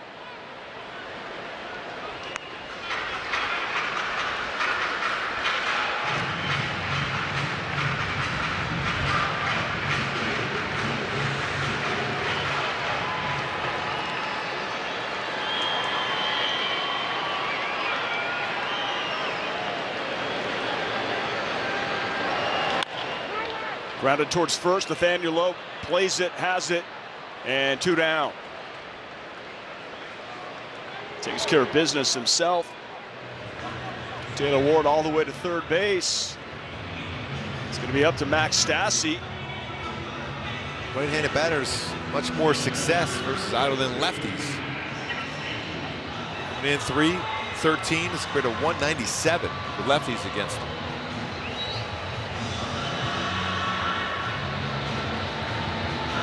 Stassi 0 for 2.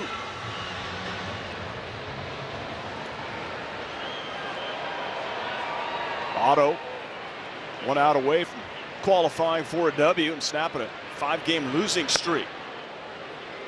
Breaking ball upstairs, misses.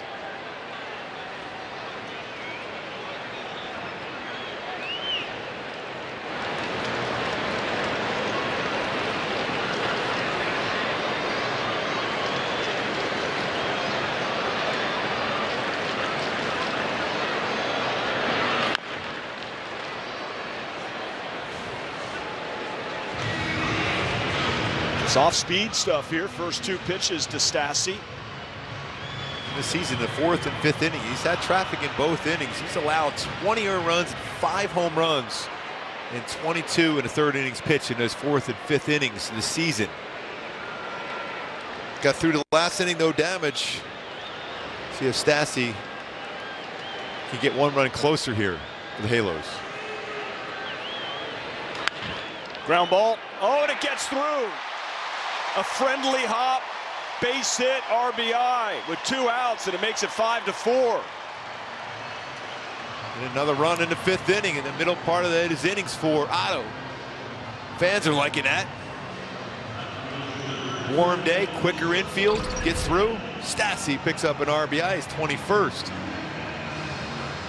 Thought maybe Smith would be able to get a glove on that, at least maybe keep it in front, but right there, just jump past him.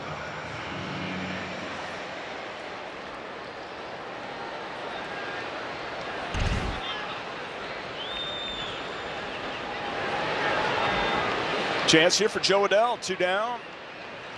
1-run game. First pitch popped up. And Garcia is there. Angels get 1. We cut it to a 1-run lead as we head to the 6th here at the Big A.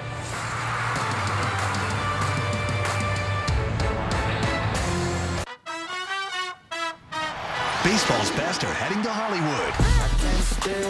MLB Network is celebrating tomorrow's rising stars with the first pick of the MLB draft. And today's biggest heroes.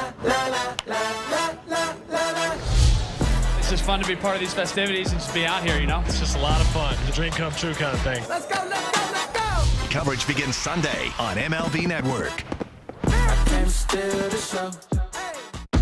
Hey, Doc. Good morning. Take a crack at the bottom line, please. L-I. That's live look-ins. And the next line. Doc, that's MLB Tonight. MLB Tonight, bringing the new season into focus. Only on MLB Network.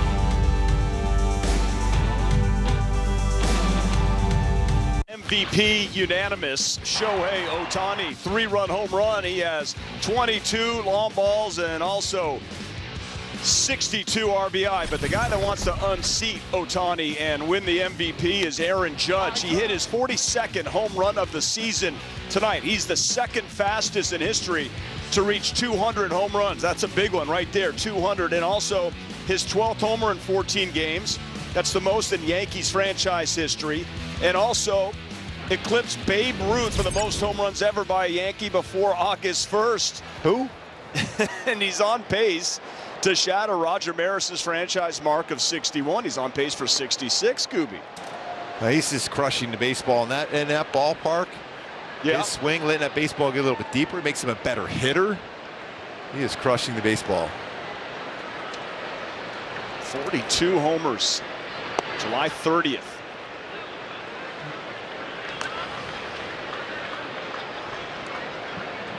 '12 and 14. Aaron Boone said that, because that was a wall scraper. He said if that was me hitting that ball, the right fielder would have had to come in to make the play. That's how hard he hits the ball. He had a couple home runs in Baltimore, Camden Yards, with that new left field wall, which is way out there. I think it's going to be pretty close. I mean, if these two superstars continue to do what they're doing with the way that Ohtani is pitching and hitting, and if Judge continues to assault the record book, I think it's going to be a close vote. I think right now that from all indications that the Judge has kind of regained the lead as the favorite to win the MVP as far as the odds are concerned, but maybe with this home run tonight by Ohtani, that might have adjusted it a bit. Leadoff walk, Smith. Something that's not worked out for the Halos, those walks today. 4 of them, all 4 before that one, have all come around to score.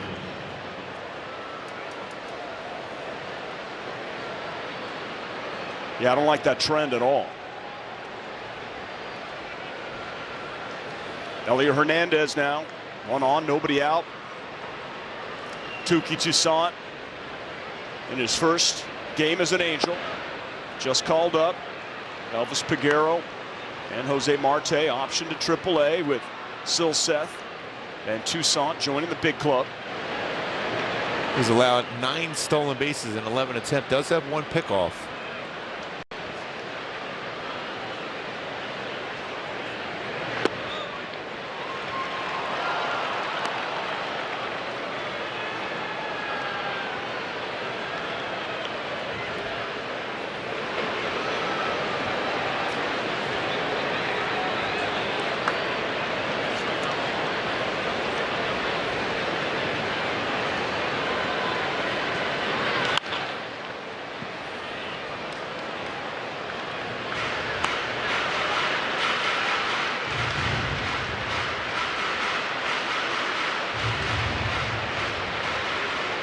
Toussaint's 26 from Florida.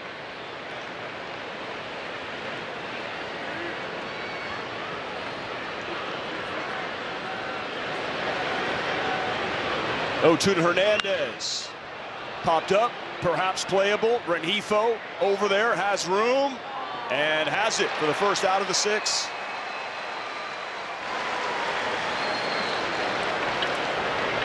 Great when you see that from Rengifo, just under control, gets to that position, makes a play. Blowing bubbles. Just knew exactly where the wall was going to be. Keeps his eye right on the baseball, head still. I love the reaction from the fans. Oh, great look. That young man is brimming with confidence right about now. There's Mabry's Veloria. He's the number 9 hitter. I think going back in the game for Chase Silseth, the walk to Veloria here back in the 4th inning. Something you love to get back and fell behind. Especially when you have Simeon coming up. You have 2 outs. And it's all that learning the game, having conversations with Noah Syndergaard. As it can help you out, get you to that next level. Michael Lorenzen, veterans.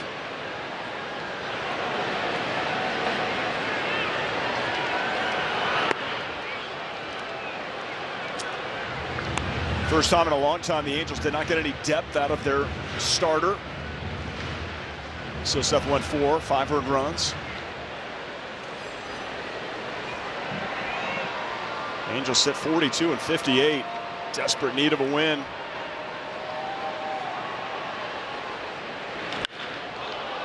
That's hit towards center field. Brandon Marsh. That one's hit pretty well. Marsh going back, and he's not going to get there. Way over the hedges. That's a 2-run home run for Veloria. Increases the Rangers' lead to 7-4. That's his first home run of the season. Boy, dead center field.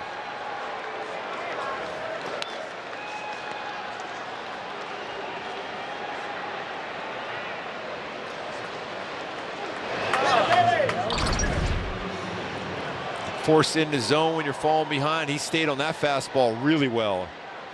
And he knew it. His hands through that baseball, catch it out in front. Second home run now. Multi-run home runs for Texas. 3-run home run by Simeon, 2-run home run there by Veloria.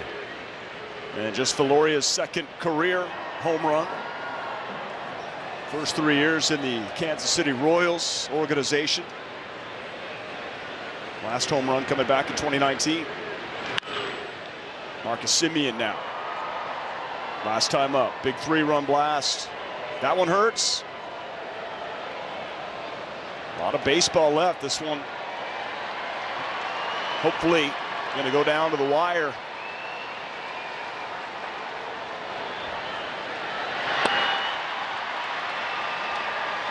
That one was way back.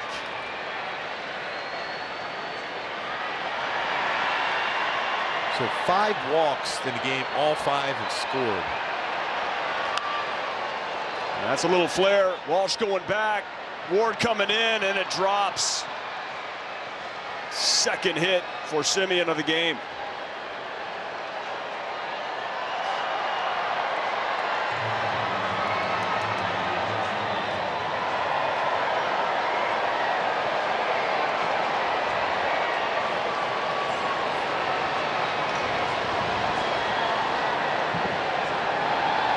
Jonah Heim now 1 for 2.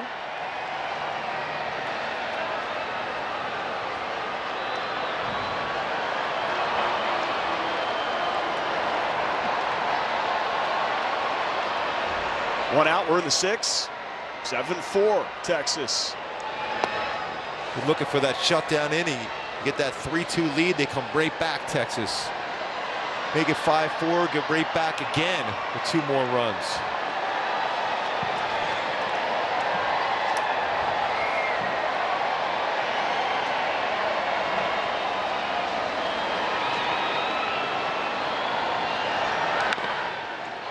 Ahead of Heim here, 0-2.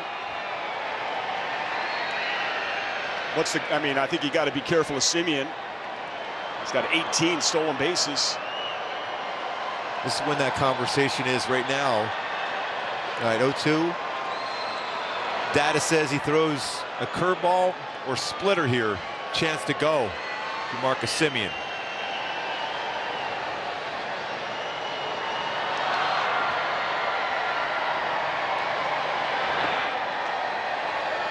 Certainly would have been a good pitch to go, but he stays put.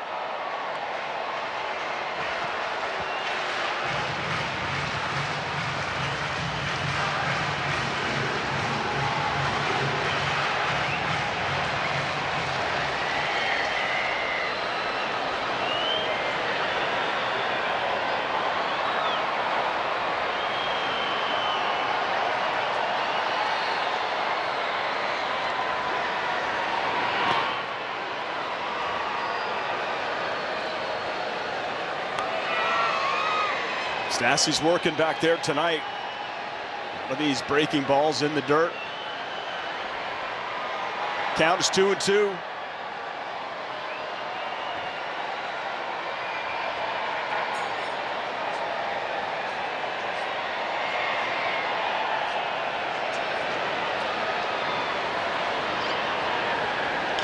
Well, there's a ground ball. It's hit well. Fletcher has it to second. Renifo back to first. Double play. Excellent turn, exactly what the Halos needed. That's the old 5-4-5-3 double play.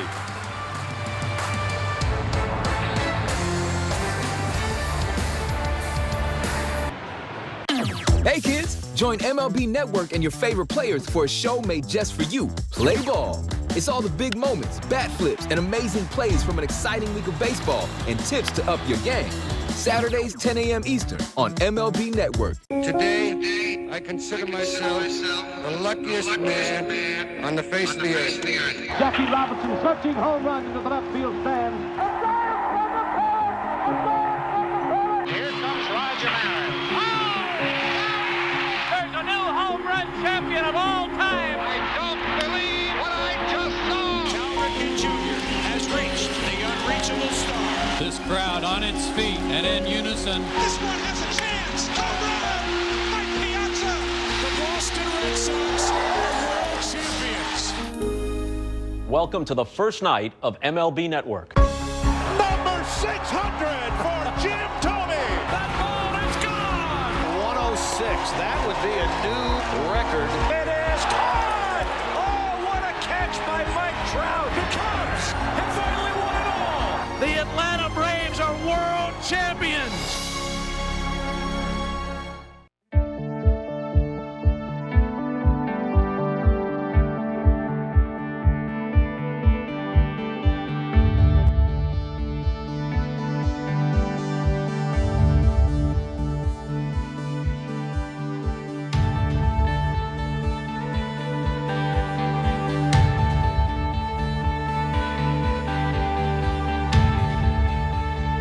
Spillman Valley Sports is brought to you by your Southern California Chevy dealers. And by the OC Healthcare Agency. Build your healthiest self at angels.ocnavigator.org. Big blast by Ohtani. 3-run shot, his 22nd. Simply amazing what he is accomplishing right in front of our eyes. However, a couple of big home runs by the Texas Rangers. And they have a 7-4 lead. Jose Leclerc is now in for Texas. Boy, I remember him over the years back in the day. It was the entire 2021 season with Tommy John surgery. That's a long road back. First batter he'll face here is Brandon Marsh. 0 for 2 with a K. First pitch, chopper, Lowe's going to take it himself. One pitch, one out. I'll bring up David Fletcher. Always had a big-time fastball, Leclerc, back for that Tommy John, and even this season, his fastball's 94 to 98. There's a slider, curveball, very good changeup, split.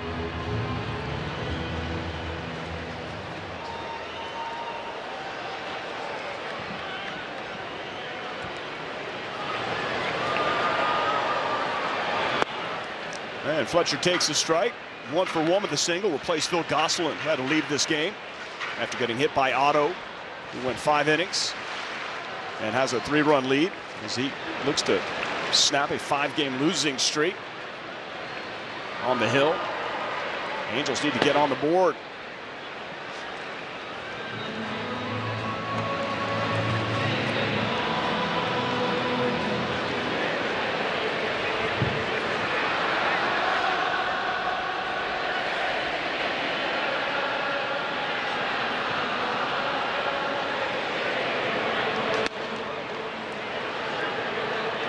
Valori tries to frame that outside, 2-1.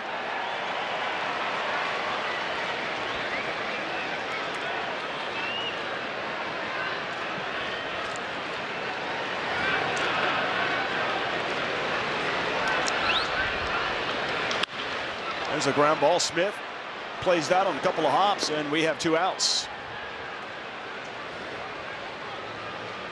I'll bring up Andrew Velasquez, see if he can get a 2-out knock and bring up Ohtani.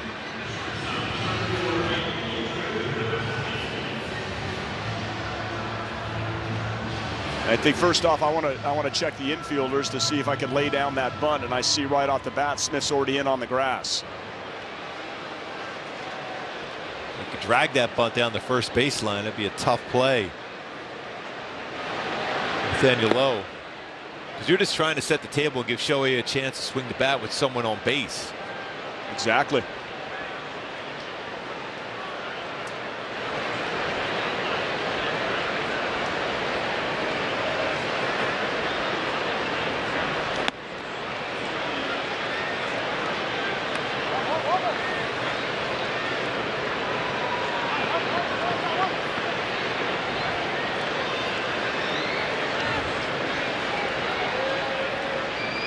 See if he comes after Velasquez here, maybe with a fastball that he can handle. That's out of the zone. And with a changeup, tells you he must feel better throwing his changeup in the zone than his fastball. With a 2-0 count, knowing who's waiting on deck, you better have a good feel for your changeup. Surprising 3-0. I mean, I have to imagine he is taking all the way. Oh, and out of the zone. He walked him on 4 pitches with Ohtani coming up. I'm not like a baseball scientist, but I don't know if that's what I would do. Let's take a look at our Arco top tier play. And Shohei Ohtani, what he did in his second at bat against Glenn Otto. First pitch fastball, tracks it, lower part of the strike zone. It was not called a strike, but then he comes back with a changeup, the exact same spot, and this time those eyes tracked that lower third, and he was ready, and he golfed it out. 108 miles an hour exit velocity going 424, all because he tracked and trained his eyes to that pitch. How about this interesting look at little Tony Finau? Although I don't think Finau's a lefty. Come up with a lefty golfer swing that I want to mention anyway. Upstairs, 96. Now, if he goes with his pattern, the normal pattern, although Shohei had a changeup out of the ballpark, second at bat, this is a changeup count for Leclerc.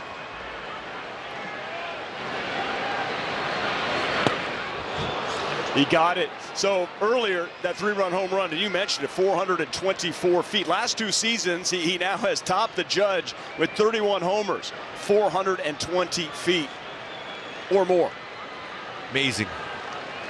Spectacular. Serious power around him, just below him as far as the number of home runs, 420 plus. Shohei at the top. There's another change.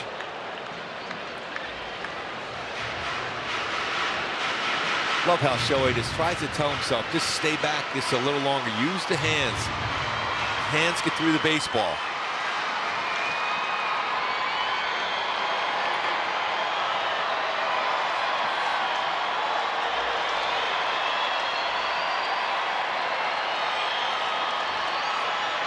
We have 2 outs here in the 6th. And Velasquez at first. He's not going anywhere with Ohtani at the plate. 7-4 Texas.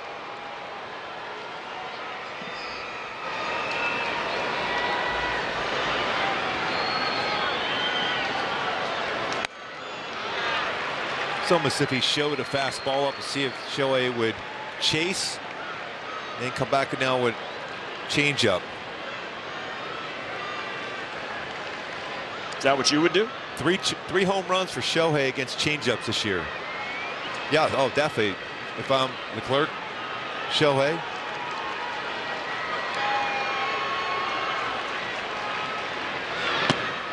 They check. Yes, he did. They check with third base. There's Carlos Torres, who's behind the plate last night. Says no swing, full count. I still think he's getting some kind of secondary pitch here with 3-2.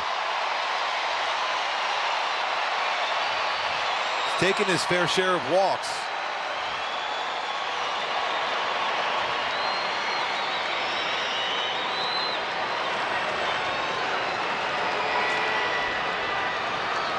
Runner goes, Ohtani. That's a nice job. That's a nasty slider, 3-2 slider. He had not seen one of them in a bat. He just fought that one off to stay alive in his at bat.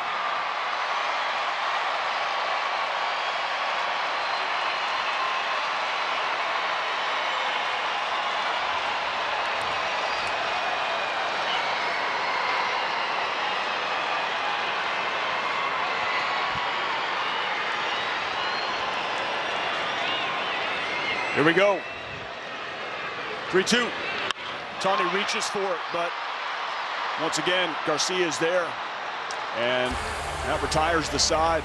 It remains Texas 7, Halos 4 to the 7. I hate when reality. It's like the hitters know what I'm gonna throw every time. It's cheating. It's not fair. Hi, I'm retired MLB pitcher CC Sabathia, and pitchers across America are sad. If I was still pitching, I'd be sad too. But since I'm retired and my son Carson's a hitter, we love win reality. Yeah, I train in here and get to see game speed pitches, work on my timing, and my pitch recognition. Plus, this pitcher doesn't get tired like... Watch yourself. Hey, it's me, the summer breeze. I just flew back into town. Let's get outside.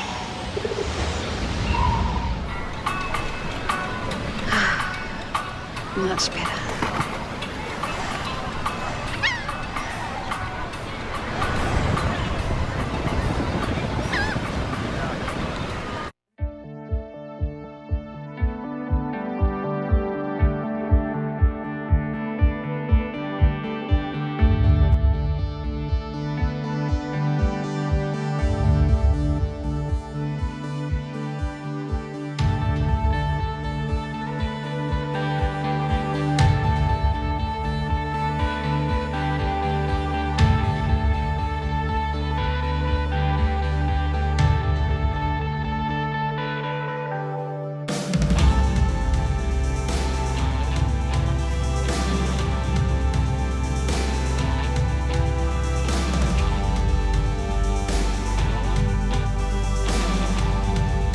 Family Sunday presented by Yakult Probiotic Drink every Sunday home game now through September 4th. Visit the Gate 5 Courtyard for fun activities and stay after for kids run the bases.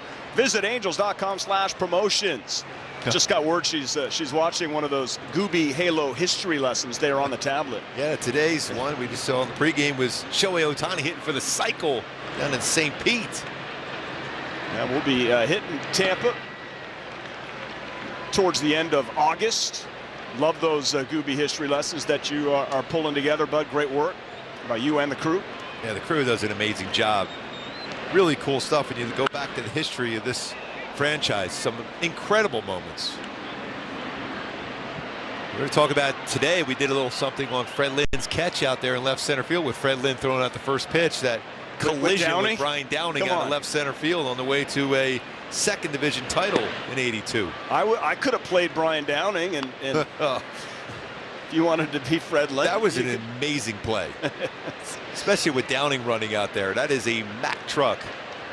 The original Superman before Tim Salmon came aboard. So, Nathaniel Lowe at the dish. We are in the 7th now at Touki Toussaint in his Halo debut. We saw 4 innings from Chase Silseth.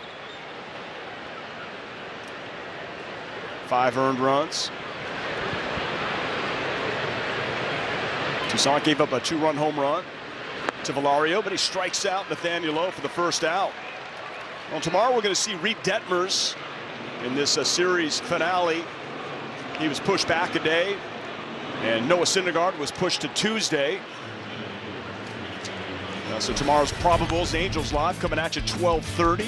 E-Dub, Erica Wesson, yourself, Tim Salmon, Dane Dunning on the hill for Texas. And Reed Detmers gets a little extra day. It's going to be fun to watch him pitch. Dane Dunning 0-5 on the road this season. Reed Detmers throwing 3 really good games since coming back from Salt Lake. With that adjustment in his arm angle to be more consistent with his slider. Even last game out, his best fastball velocity at 93.5 on your dial, your FM dial. Cool Jazz, I believe. Or maybe 94.7 might be easy listening. He doesn't hit 94.7 though, huh? Maybe tomorrow. Warm day.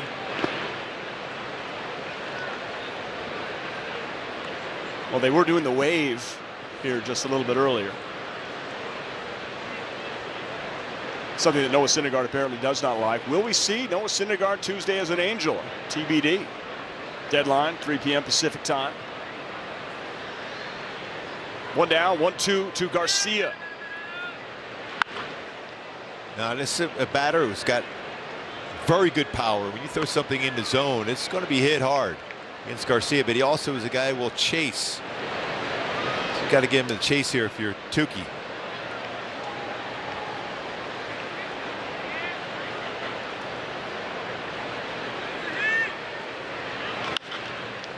Ground ball. Rengifo at third base, throws across, strong throw, gets Garcia by a step. So he's had to make throws at shortstop, second base, and now third base in this series. He could play all over, help turn that double play to end the last inning, and then zips it across. Especially for a guy that runs as well as Garcia does. Get behind that baseball, get a lot on that throw. Over the top. When you're playing short or second, you can throw more of a sidearm throw, but you can't do that at third because that'll tail right into the runner going down the first base line. 2 down, here's Cole. Out in front of that curveball. It's a nice bite to it.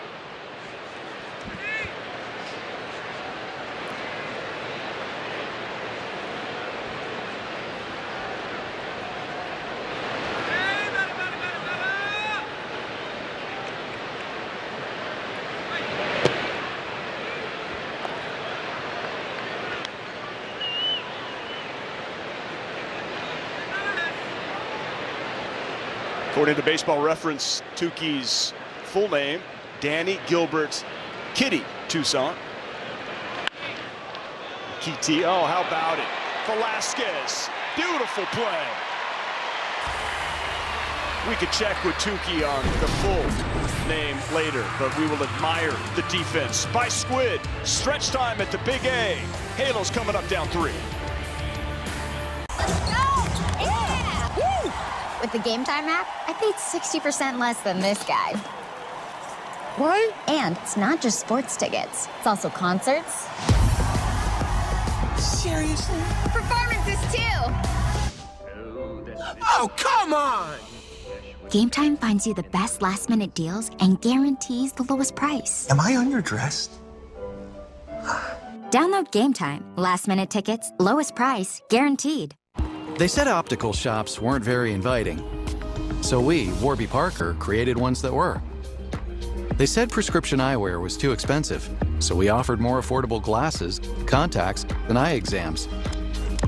They said opticians weren't always friendly. So we hired only the friendliest and the most knowledgeable. And finally, they said the whole experience was just kind of unpleasant. So we set out to change that too. Visit a Warby Parker store and see for yourself.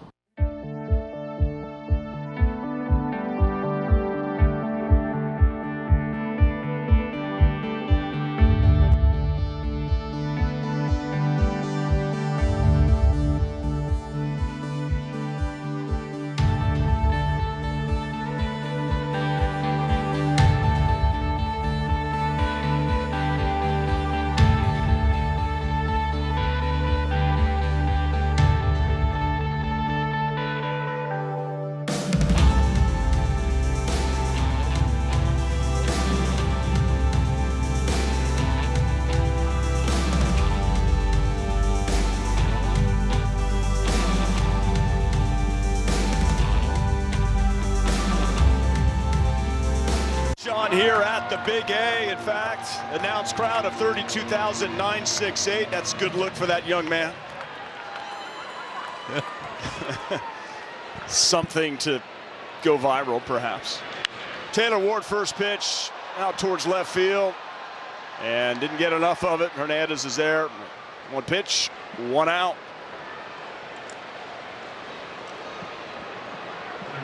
Now it's going to bring up Rengifo. Angels down 3, late innings. They've lost the first 2 of the series.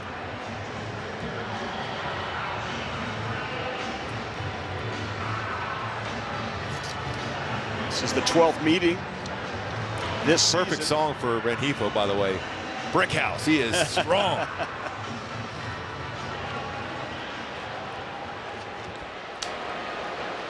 Lorenzen or Rengifo flex off. I mean, I'll give you time to know you're going to take that much time to think about it. Clearly Lorenzen. Hopefully he's going to get back soon. What's the latest? What's the word? He's getting ready to start throwing. Yeah, he's starting to feel a little bit better. Shoulder. It's good. By the way, in this game, the Angels have hit and made 5 one-pitch outs tonight. Yeah.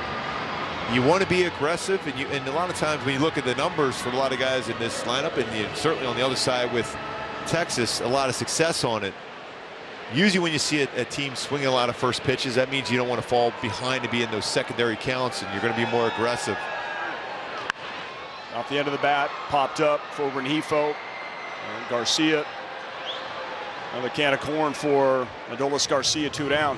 In the Angels, though, Gooby, right, they strike out more than any team in baseball, especially looking, so maybe they want to be aggressive so they don't, also to your point, of course, avoid those secondary tough breaking pitches, but it's been tough either way. I mean, they want to get out of that strikeout zone. Yeah, there's some pitchers that get that first pitch hit hard, and Otto, although some of his numbers haven't been great this season, he's been pretty solid on the first pitch when it's been put in play. It's 286.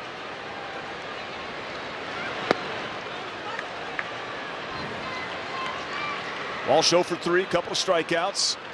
Remember that good arm action Leclerc has with his changeup. He just slings it in there at the same arm slot as his fastball, and you can see hitters out in front on it, like Jared Walsh was on that swing.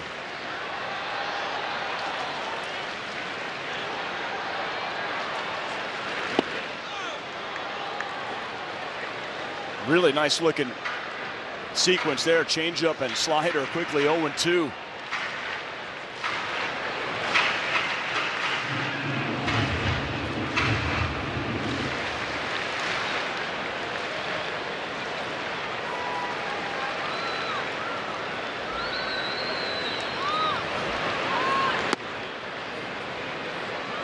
Yeah, shows fastball off the plate.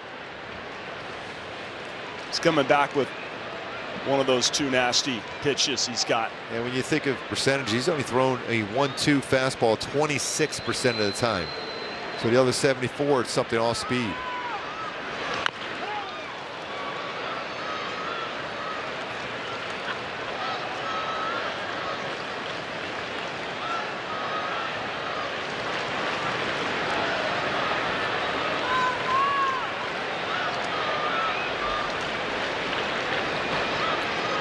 Now, as a hitter, you know those numbers also, but you're always kind of taught, right? Sit fastball.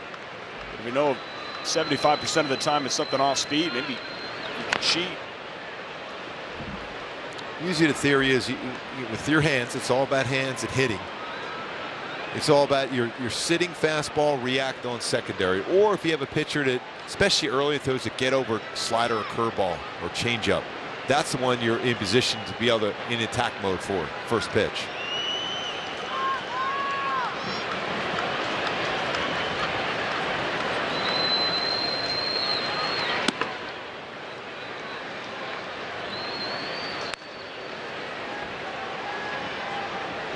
Had a solid road trip, especially down in Atlanta for Jared Walsh, but he's trying to get his timing here together with his hands.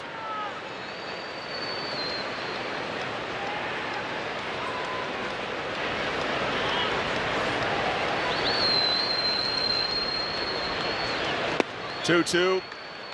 Slider. Got Walsh. Frustration visible. We head to the 8th.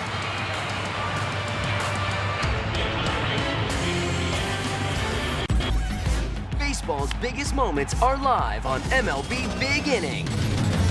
MLB.tv's nightly show takes you from game to game for all the grand slams, no-hitters, walk-offs, and more as they happen. Wow, he can do it all! Don't miss the ultimate baseball highlight reel.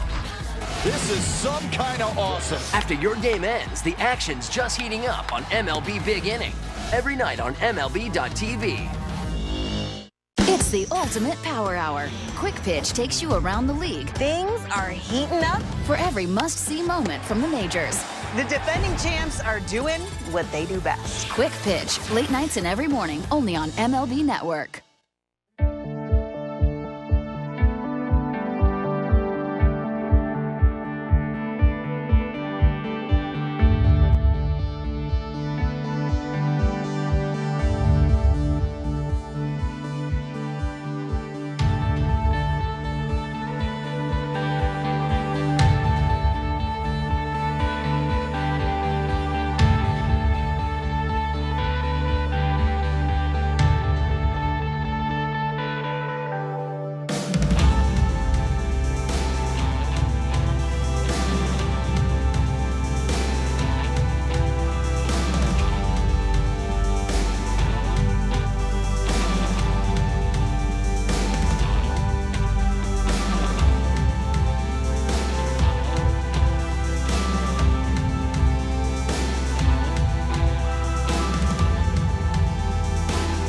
Alongside the Halos Hall of Famer Tim Salmon, join us following tonight's game for the Angels Live post-game show, where no doubt Tim Salmon, Kingfish, is going to talk about the fact that he picked Shohei Ohtani to go yard in pregame tonight. That was, I mean, you know, that's, you just got to have insight like that. I mean, Ohtani. I mean, who would pick?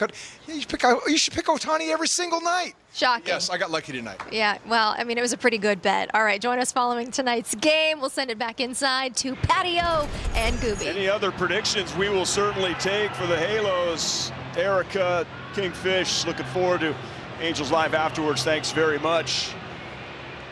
Touki Toussaint back out there in his Angels debut.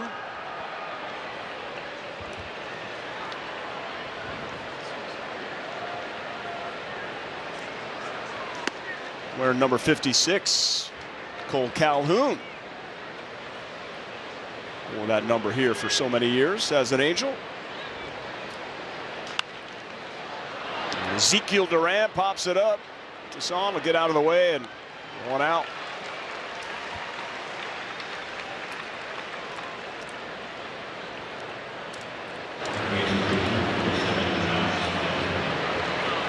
It's a part of the lineup now where they've scored 5 of the 7 runs in the game, the Rangers.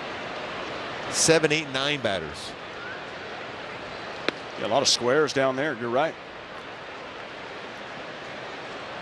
3 1/3 so far for Toussaint. Takeaway. I know he gave up the home run, but you know he's got good bite on his curveball, sure his changeup, split finger changeup's good. Running action on his fastball.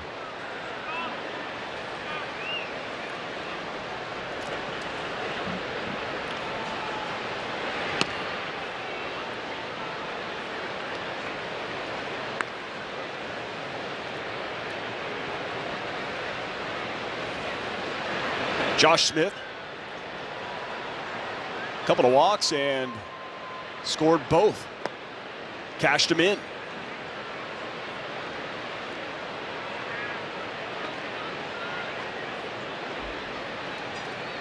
He has been patient. And a nice defensive play last night also. Draws a walk for the 3rd straight time. So with 1 down, brings up Hernandez.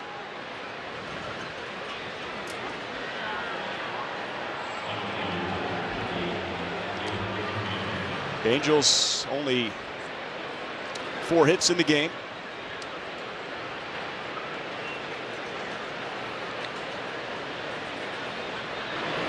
Trailing 7-4, top of the 8th.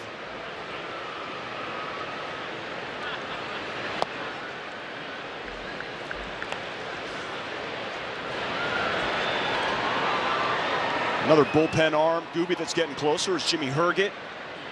Got a couple of rehab assignments.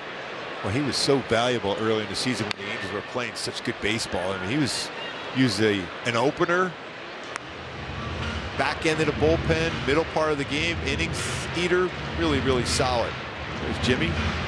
Some Jansen Junk picked up his first major league win just a couple days ago in Kansas City. Griffin Canning next to him. Yep, he's here, but injuries have plagued him. Hit well to Rengifo. Over to Velasquez, Fletcher, double play. And Toussaint gets another double play turn behind it. That's the more conventional 5-4-3 double plays than a 4-5-3 double play. Join Kevin Millar and Steven Nelson on a quest for legends worthy of the sacred prize. It's unpredictable coverage that will have you on the edge of your seat. Join the adventure on Intentional Talk, only on MLB Network. Today, I consider myself the luckiest man on the face of the earth. Jackie Robinson searching home run into the left field stands. Here comes Roger Maris. There's a new home run champion of all time. I don't believe what I just saw. Cal Ripken Jr. has reached the unreachable star. This crowd on its feet and in unison. This one has a chance. Home run! Mike Piazza! The Boston Red Sox are world champions. Welcome to the first night of MLB Network. Number 600 for Jim Thome. That ball is gone. 106. That would be a new record. It is caught. Oh, what a catch by Mike Trout. The Cubs have finally won it all. The Atlanta Braves are world champions.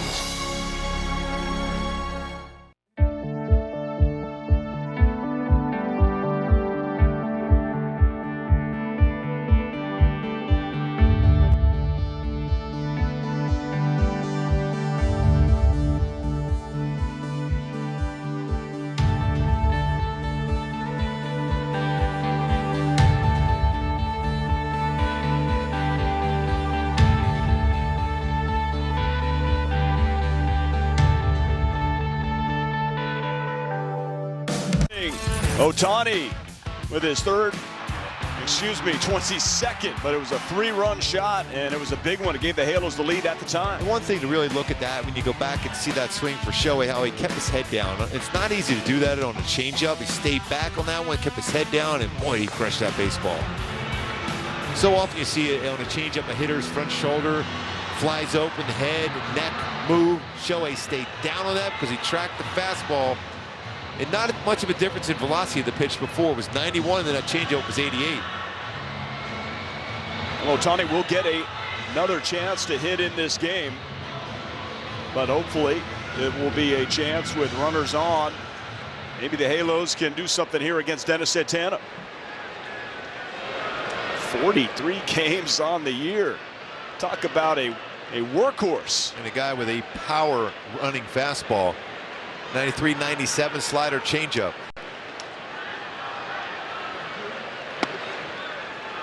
Max Stassi. Yeah, I think that was indeed a strike. Didn't agree, 0-1.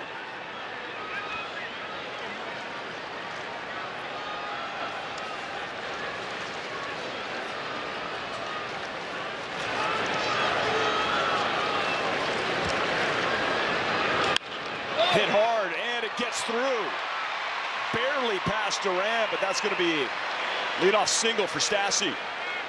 That's a swing you want to see on a consistent basis for Max Stassi. That line drive up the middle, power right center. Start here in the 8th.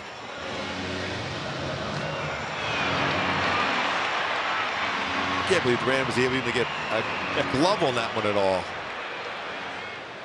Yeah, second hit of the game for Stassi. Also has a ribby. I'm just going to bring up Joe Adele.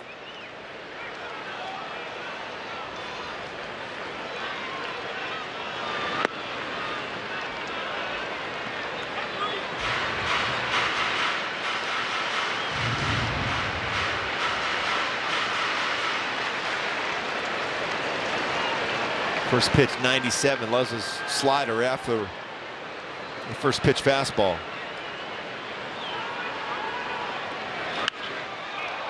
Pulled foul.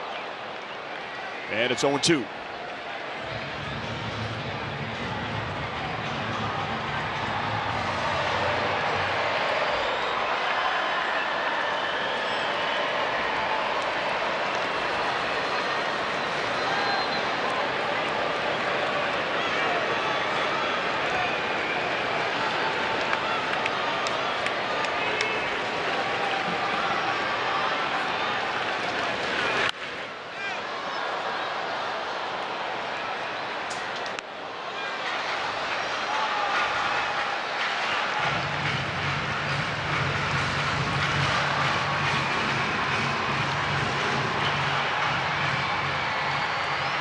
This crowd of 33,000 looking for something special to happen here.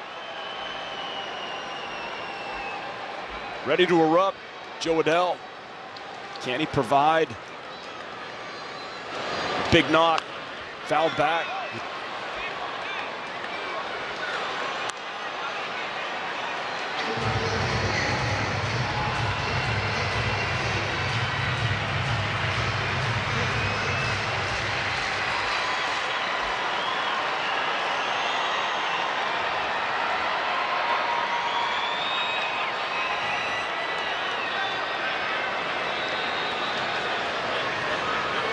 Stassi at first, the 0-2, swing and a miss. Off the plate, Adele strikes out.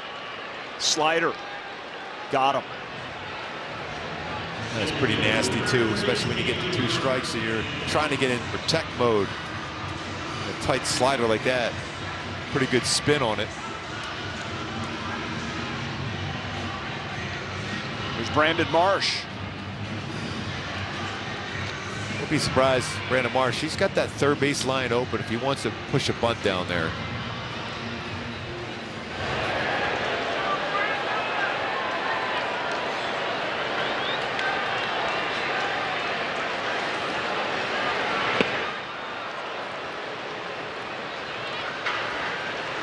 Santana starts him off with the change piece, 0-1.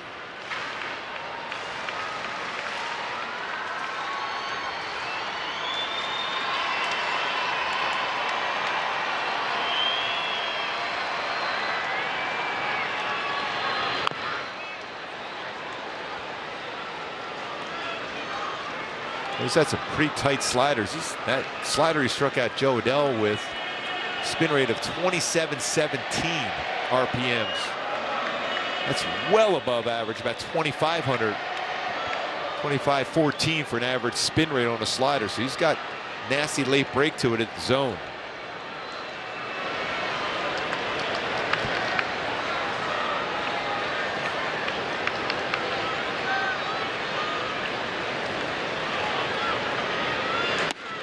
That's good take.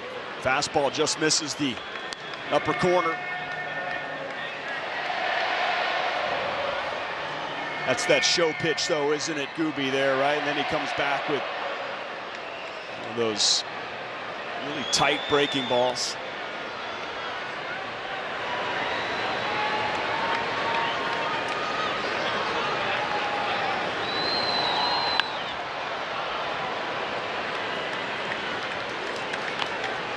And protect mode there for Marsh on that slider.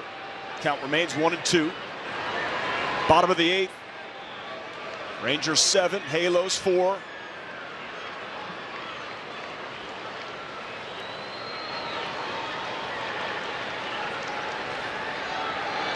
Three home runs in this ball game, 2 for the Rangers, and 1 by Shohei Ohtani. 3-run home run, his 22nd.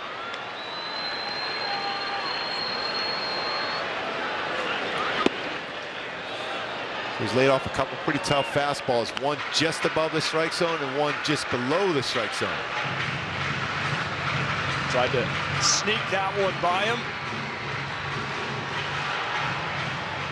So if you can't control your fastball there and you're not getting hit or the chase, more than likely you're going to get something, whether it's a slider or a changeup here.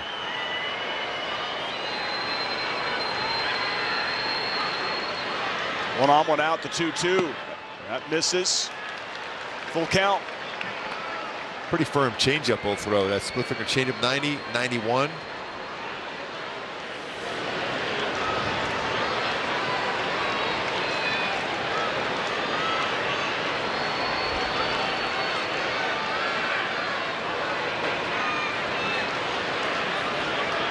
And Dennis Santana. 3-2 count to Brandon Marsh. Marsh lifts that towards right field, trying to hook it down towards the right field corner, and it just goes foul.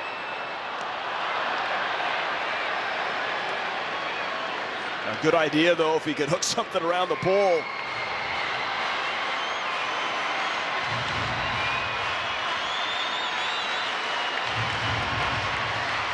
Fletch waiting on deck.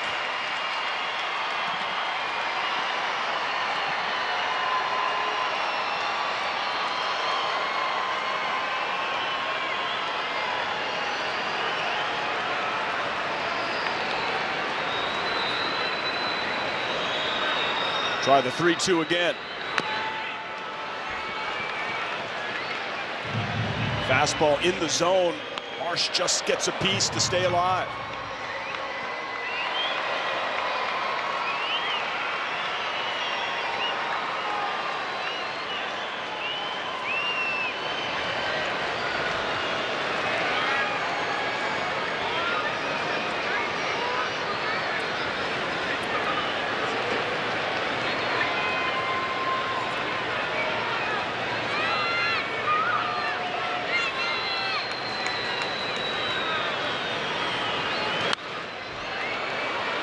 It's hanging in there. 2 strikes in protect mode. That might have been off the plate, but still can't afford to let that one get through. You got to make some contact, and that's just well out of the strike zone.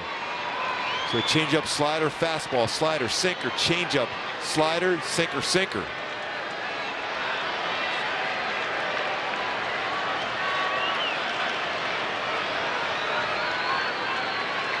Pitch number 10 of the AB coming. Stassi at first, 1 down. The 3-2. Whoa, look out, down in the Rangers dugout. Nobody there, thankfully. Just Woodward.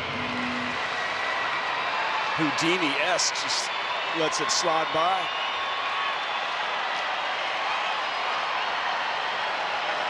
Pitch number 11.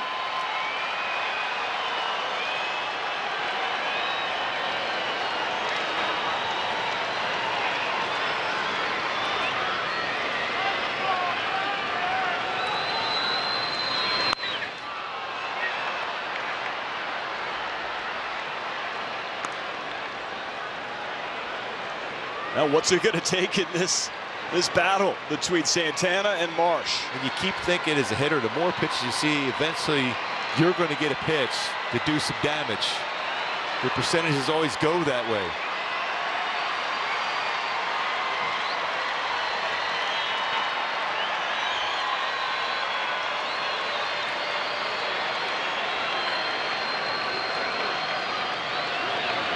Oh, nice job. Well done. 12th pitch. Santana can't find the zone. Marsh walks first and second. 1 out. Yeah, I thought maybe a visit to the mound, especially after the long at bat like that. He's coming out there to have a conversation with Santana. David Fletcher coming to the plate, 323 career hitter with runners in scoring position. Contact guy.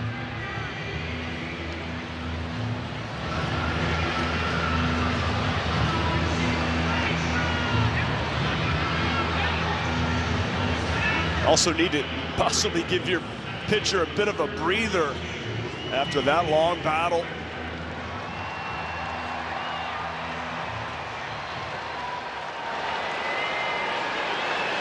Tying run coming to the plate here, David Fletcher. Bottom of the 8th, Halos down 3.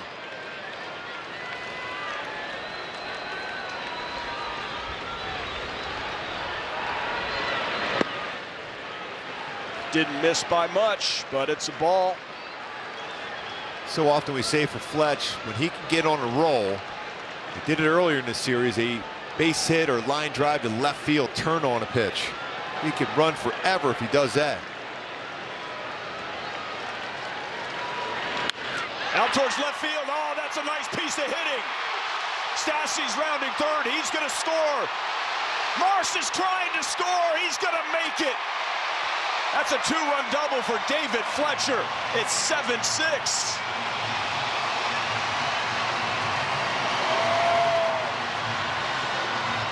Always good with runners in scoring position. Does it again, and he doubles to left field.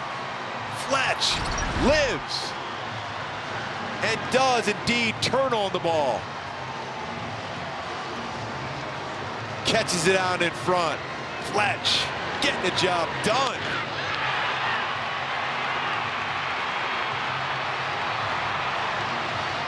After that long at-bat by Brandon Marsh, perhaps taking a little something out of Dennis Santana. Knocks him out of the game. Great call, Gooby, on that one. We got a 1-run game. Pitching change here at the Big A.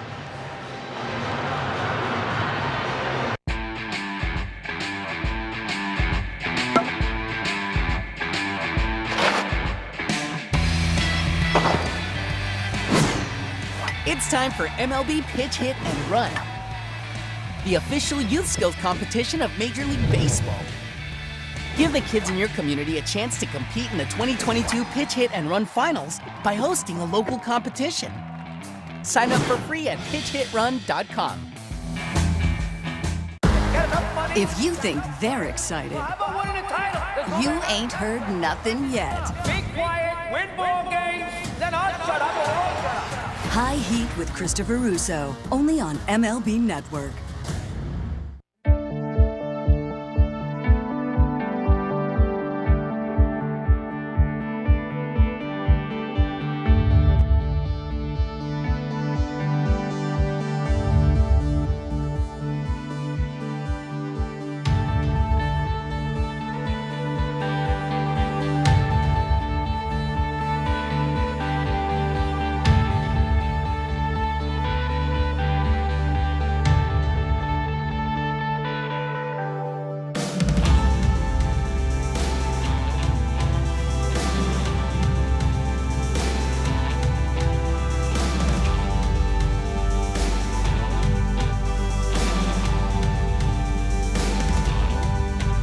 To 6. Brett Martin is the new pitcher, so Chris Woodward goes to the lefty, and so Phil Nevin goes to his bench. And the veteran catcher, righty Kurt Suzuki, is going to pinch hit for Andrew Velasquez. 1 out here in the 8th. Fletcher just drove it to at second. Ohtani on deck. Well, there's been some walks that have scored today. A couple walks and eventually score for the Angels. We know what happened on the other side of the ledger with the Rangers with the walks and scoring. But a great at bat by Brandon Marsh to get that walk and eventually scores the 6th run of the game for the Halos. Flying around the bases was Captain Caveman.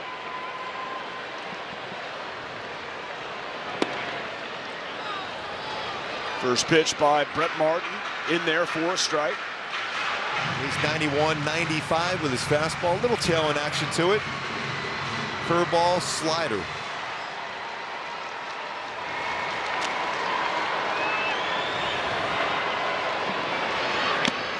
And quickly 0-2.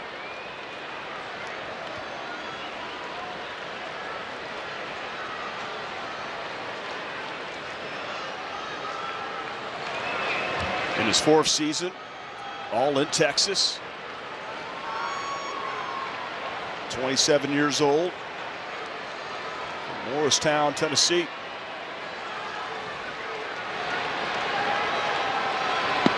And he gets his job done. Strikes out Kurt Suzuki on 3. It's going to bring up Shohei Ohtani with first base open. We'll see what the decision is made by Chris Woodward. And I think they're going to walk him. I see Woodward waving for, indeed, intentional walk coming to Ohtani. Wow, that's pretty gutsy. Bring a lefty in. And with left-handed batter Shohei Ohtani gets walked, you're putting the go-ahead run on the bases for a hitter that's so ready to do some damage at some point here. Another intentional walk to Shohei. 50 walks now in the season.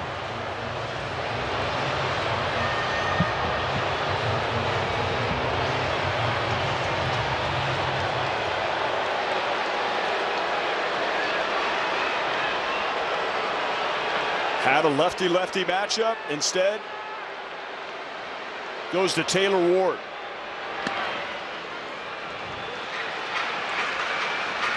Sinker in there for strike 1.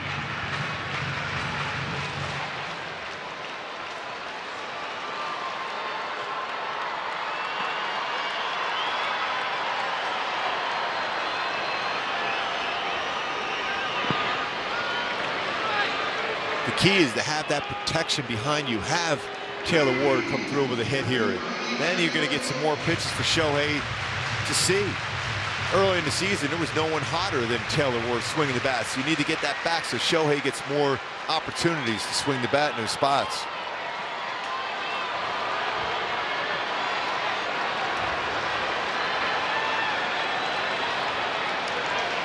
It's game 101 on the season for the Angels, but already career highs across the board for Taylor.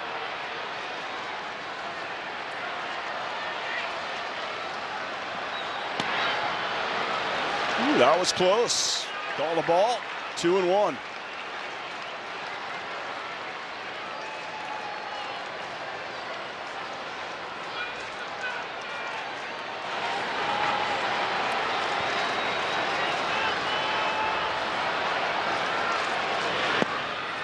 Another good take. 3-1. Luis Rengifo in the on-deck circle. First and second. 2 outs here in the 8th. 7-6 Texas. And this crowd starts to wake up.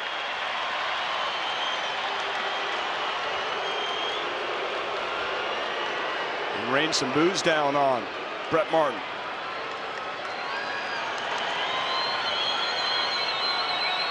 He resets. Here's the 3-1. Bounces that, walks him. And here comes one of the hottest hitters in the game in the month of July, Luis Rengifo.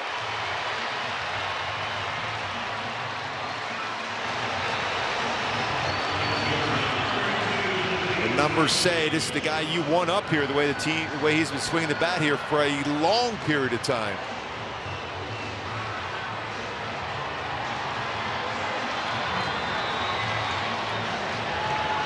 Pitching coach Doug Mathis is going to pay a visit. Switch hitting. Luis Rengifo has good power from the right side. But all in all, month of July, entering this game, hitting .341.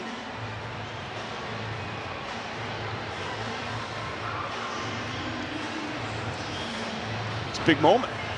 It's funny how things work out. But looking forward to this one. A lot of speed on the bases, too, for the Halos. And that go-ahead run now, Shohei Ohtani. Everybody wants a chat with the unicorn. Marcus Semien coming over. Here we go.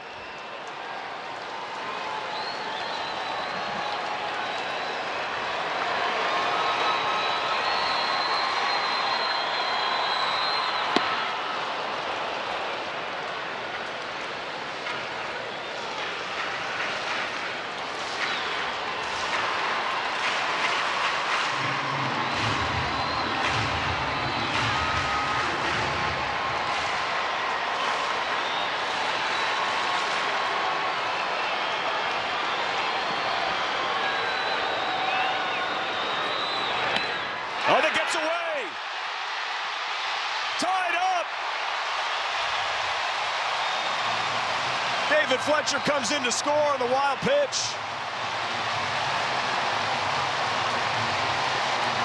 Overthrown. Sinker. So that might end up maybe being a pass ball.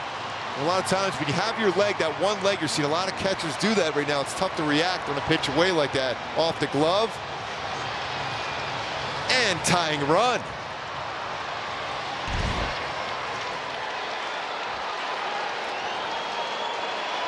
Halos fight back for 3 here in the bottom of the 8th. Tie it up.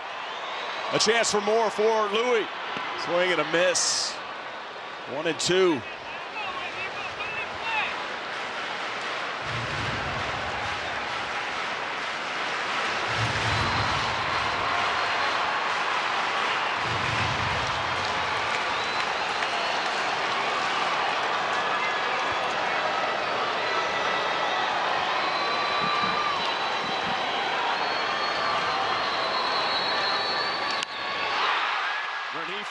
Drives that out to right field. It gets down.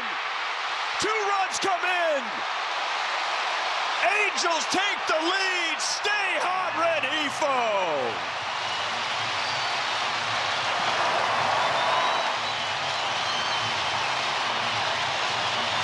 That is some power. That is a brick house crushing that ball the other way. From the right side, Shohei with the go-ahead. Taylor with the add-on, all brought home by Red Hefo. Geffy, double. Big hit, Halos up.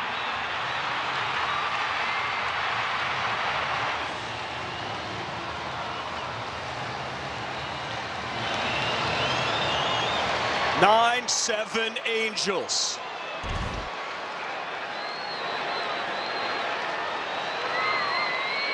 Crowd here at the Big A just erupted. This is a vintage, old-school Rangers-Angels game over the years.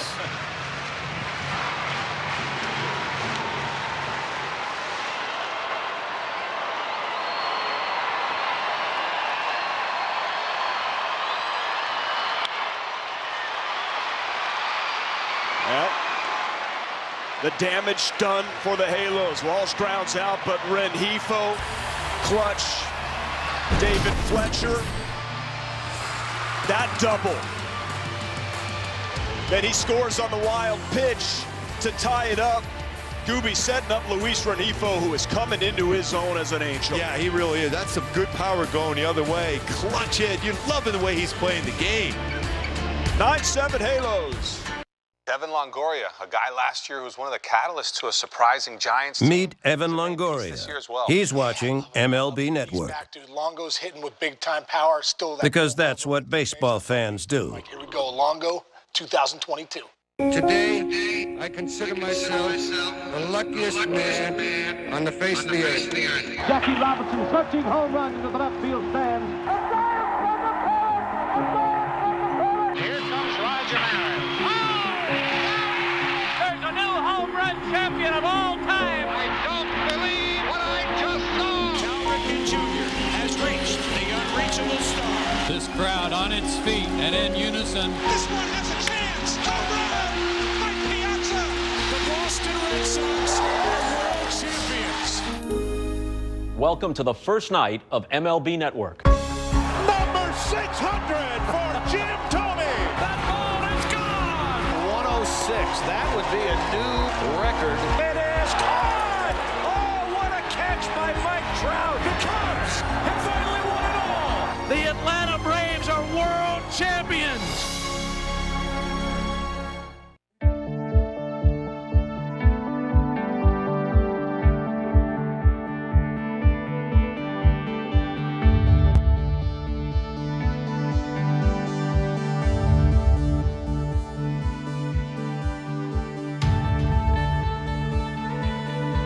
In the game, 9-7. Luis Rengifo, Dalen going back to Hyundai Key for the game today. Start me up. We got this crowd started up with a 2-run go-ahead double. Luis Rengifo crushing the baseball, giving the Halos the lead. He's got 12 doubles, 21 RBIs, and it brings in Raisel Iglesias in a save situation.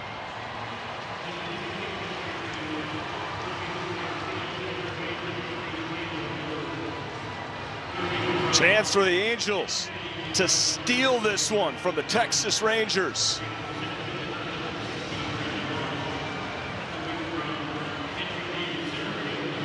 (9-1-2) here for Texas.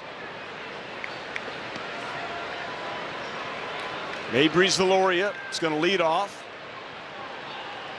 2-run home run last time up. In there for a strike.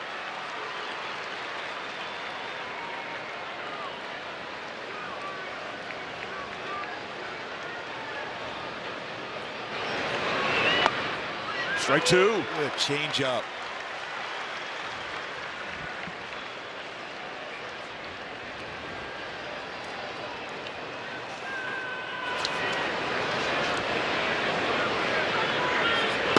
Yes, he did.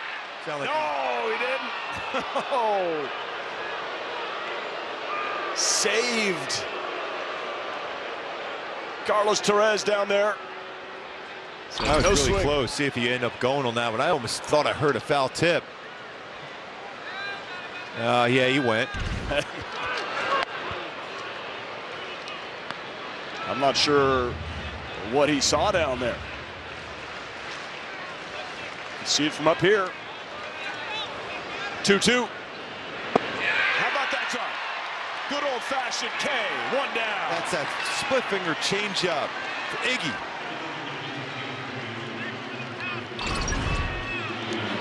Nice job. Shoulder in. Not a lot of spin on that split finger changeup. Perfect spot. Iggy looking for save number 16 on the season. Marcus Semien. A 3-run home run in the 4th, a single in the 6th.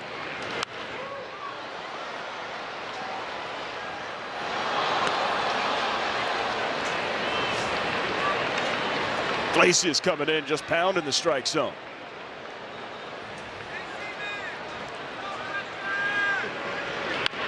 Oh, it's ground balls, nobody there. So he's got back-to-back hits where there wasn't a whole lot of it. He did crush the one baseball. But a little flare into the outfield off the end of the bat and this little slow roller.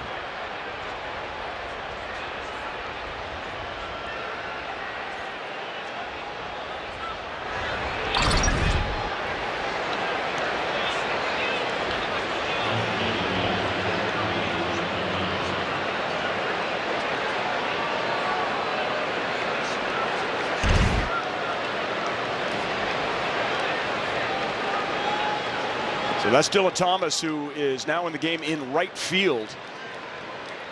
And Magneuris Sierra is in center. And Brandon Marsh is in left. So defensive purposes. Fouled off towards the left side, out of play. So Adele and Ward, well, Ward is in the game, apologize. He's at third base. Ward has gone to third base. Remember, drafted as a catcher. That's He's right. played some third base. I'm checking the outfield. Didn't see him.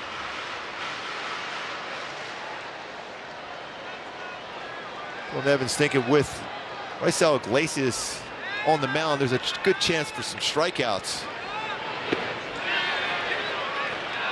No swing. 1-1 to Jonah Heim. He's the tying run at the plate.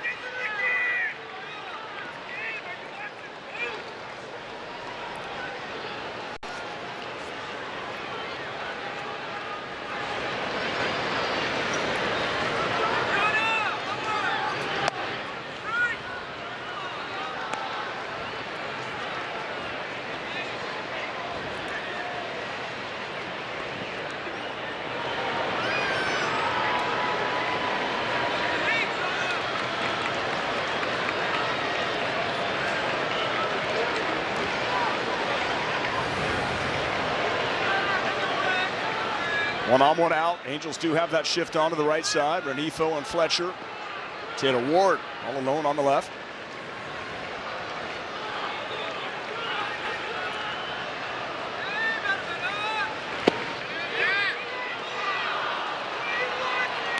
It's been 3 years since Ward has been at third base. 2019, last time he has appeared there as an Angel.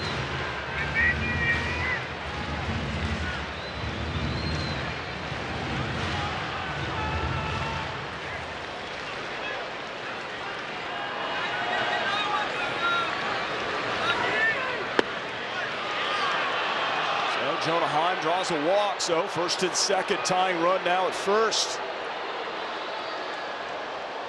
It's a good conversation now. Luis Renifo coming to Max Stassi. Remember, Nathaniel Lowe had that big walk-off home run against Raisel down in Texas, that extra inning game. He had that runner put at second base. But still, this is a batter at the plate where you can get him out in front and get that ground ball double play and finish it off.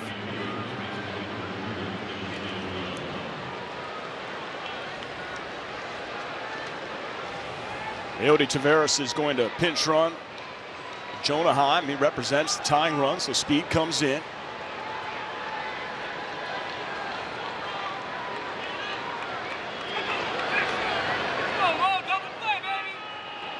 Nathaniel Lowe 2 for 3 versus Iglesias in his career.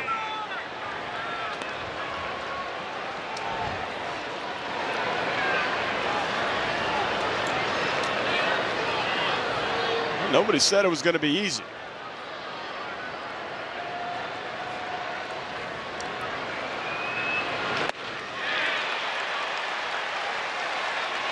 That's a hitter that's fairly confident against you on the mound, and Nathaniel Lowe, and he helped out. Iglesias chasing.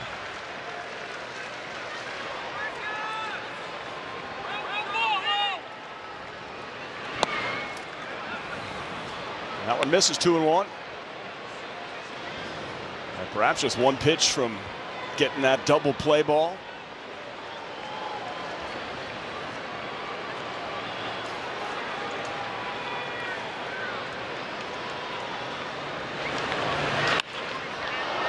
That's some good life on his fastball so far, even though his velocity overall this season, Patrick, has been down about a mile and a half from what we saw his dominant season last year. That being said, if you have that movement and you have somebody sitting on a split finger changeup, get a fastball by him. Does he try that fastball and elevate and get the punch out? 2-2. A little tapper at the plate. Certainly would be interesting if there's a ground ball hit Taylor Ward's way and he's got to try to turn two. I don't recall seeing him taking any grounders on this homestand. Depending on where it's going to be hit, that's going to be a tough play off the left-handed bat. He almost better off to stepping on the bag and maybe throwing across the diamond.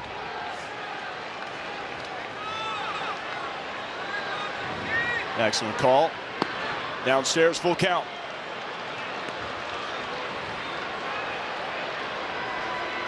Dolis Garcia on deck.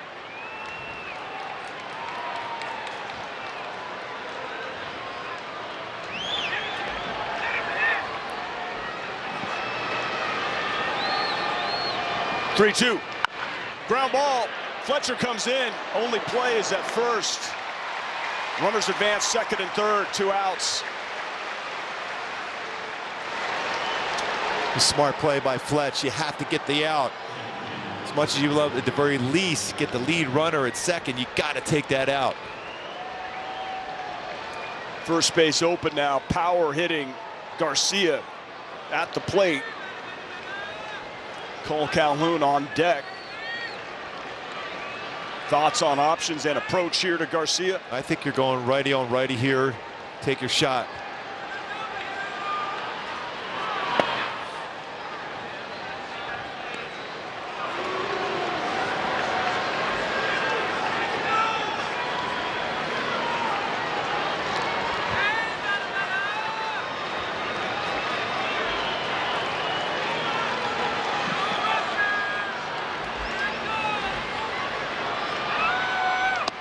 In there at 1-1.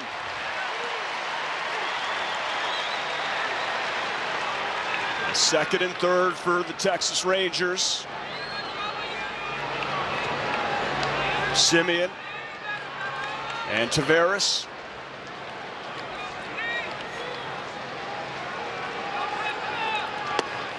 Ooh, that's a good fastball. Tough one, a little bit off the plate though. Arm angle was solid.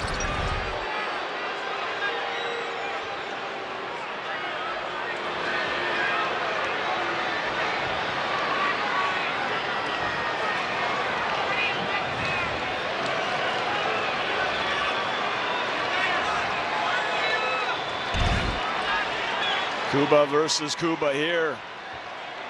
With the game on the line. Iglesias, Garcia. 2 down. The 2-1. Swing and a miss. 2-2. Halos 1 strike away. Tight slider. Crowd on their feet.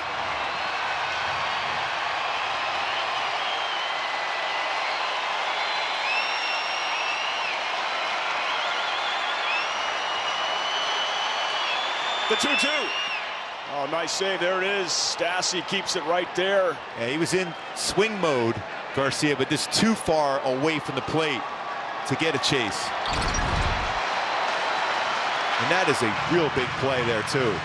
That is just getting enough the glove to make the save.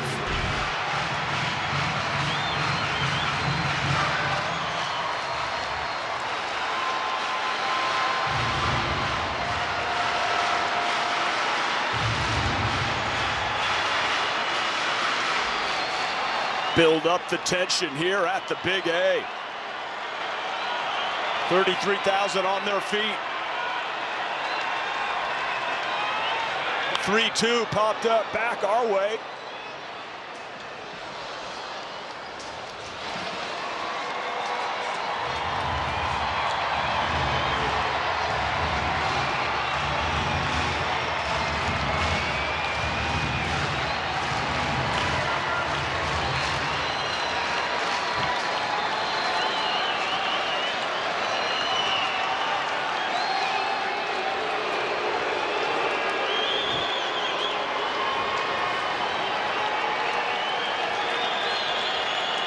Garcia with tremendous power at the plate. Drives that towards center field. Sierra, who just came in the game, goes back at the wall. He makes the catch. Light it up. Angels win 9-7. Iglesias picks up the save and the win. That's a fun victory for the club, Patrick. To come back like they did, and Iglesias gets the save. Wow. Nice play by Sierra, just under control back at the wall. He's made a couple really good plays in center field. But what a game. Luis Rengifo, clutch, Fletch, clutch. Little double-double in the 8th. I'm hungry. Toyota player of the game, Luis Rengifo. The game-winning 2-run double in the 8th inning. And, of course, that huge double from David Fletcher, so clutch. Let's go back and revisit one of the hottest hitters in the game. Boy, inside out, hits that ball that far the other way. That's why he is a brick house strong. Rengifo one-hops the wall, giving the Halos a 2-run lead. Loving the energy. The Angels pick up their 43rd win on the season. This is reminiscent of what they did early in the season, coming back and fighting all the way through. Right now, let's go down to the field. Standing by with Carla Bay, player of the game, Luis Rengifo. Thank you so much, Patrick. Luis, first of all, listen to all these Angel fans who are here watching this win, witnessing it here. You being a major reason why. That's right. That two-run double that you scored, how did that turn things around for this game? So feel amazing. Thank you for the fans come to the field and support us and enjoy the game, and so happy for that.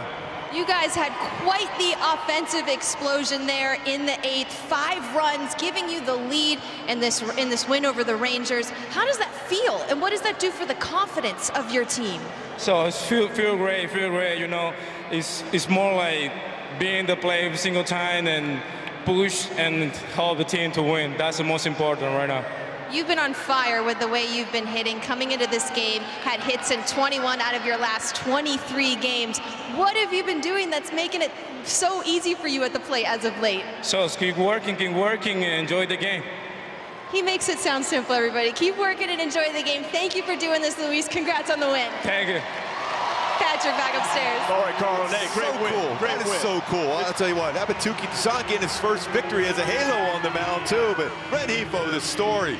Clutch continues to swing the bat exceptionally well. It was nice to get some excitement here back at the Big A in front of a great home crowd and a chance to even up this series tomorrow with Reed Detmers on the hill. So, Gooby, great job. We'll see you tomorrow. I'm Mark Gubas, up Patrick O'Neill. Stay tuned for Angels Live postgame. Erica Weston, Tim Salmon, Carla Bain with the reaction from the Angels clubhouse. We'll see you tomorrow.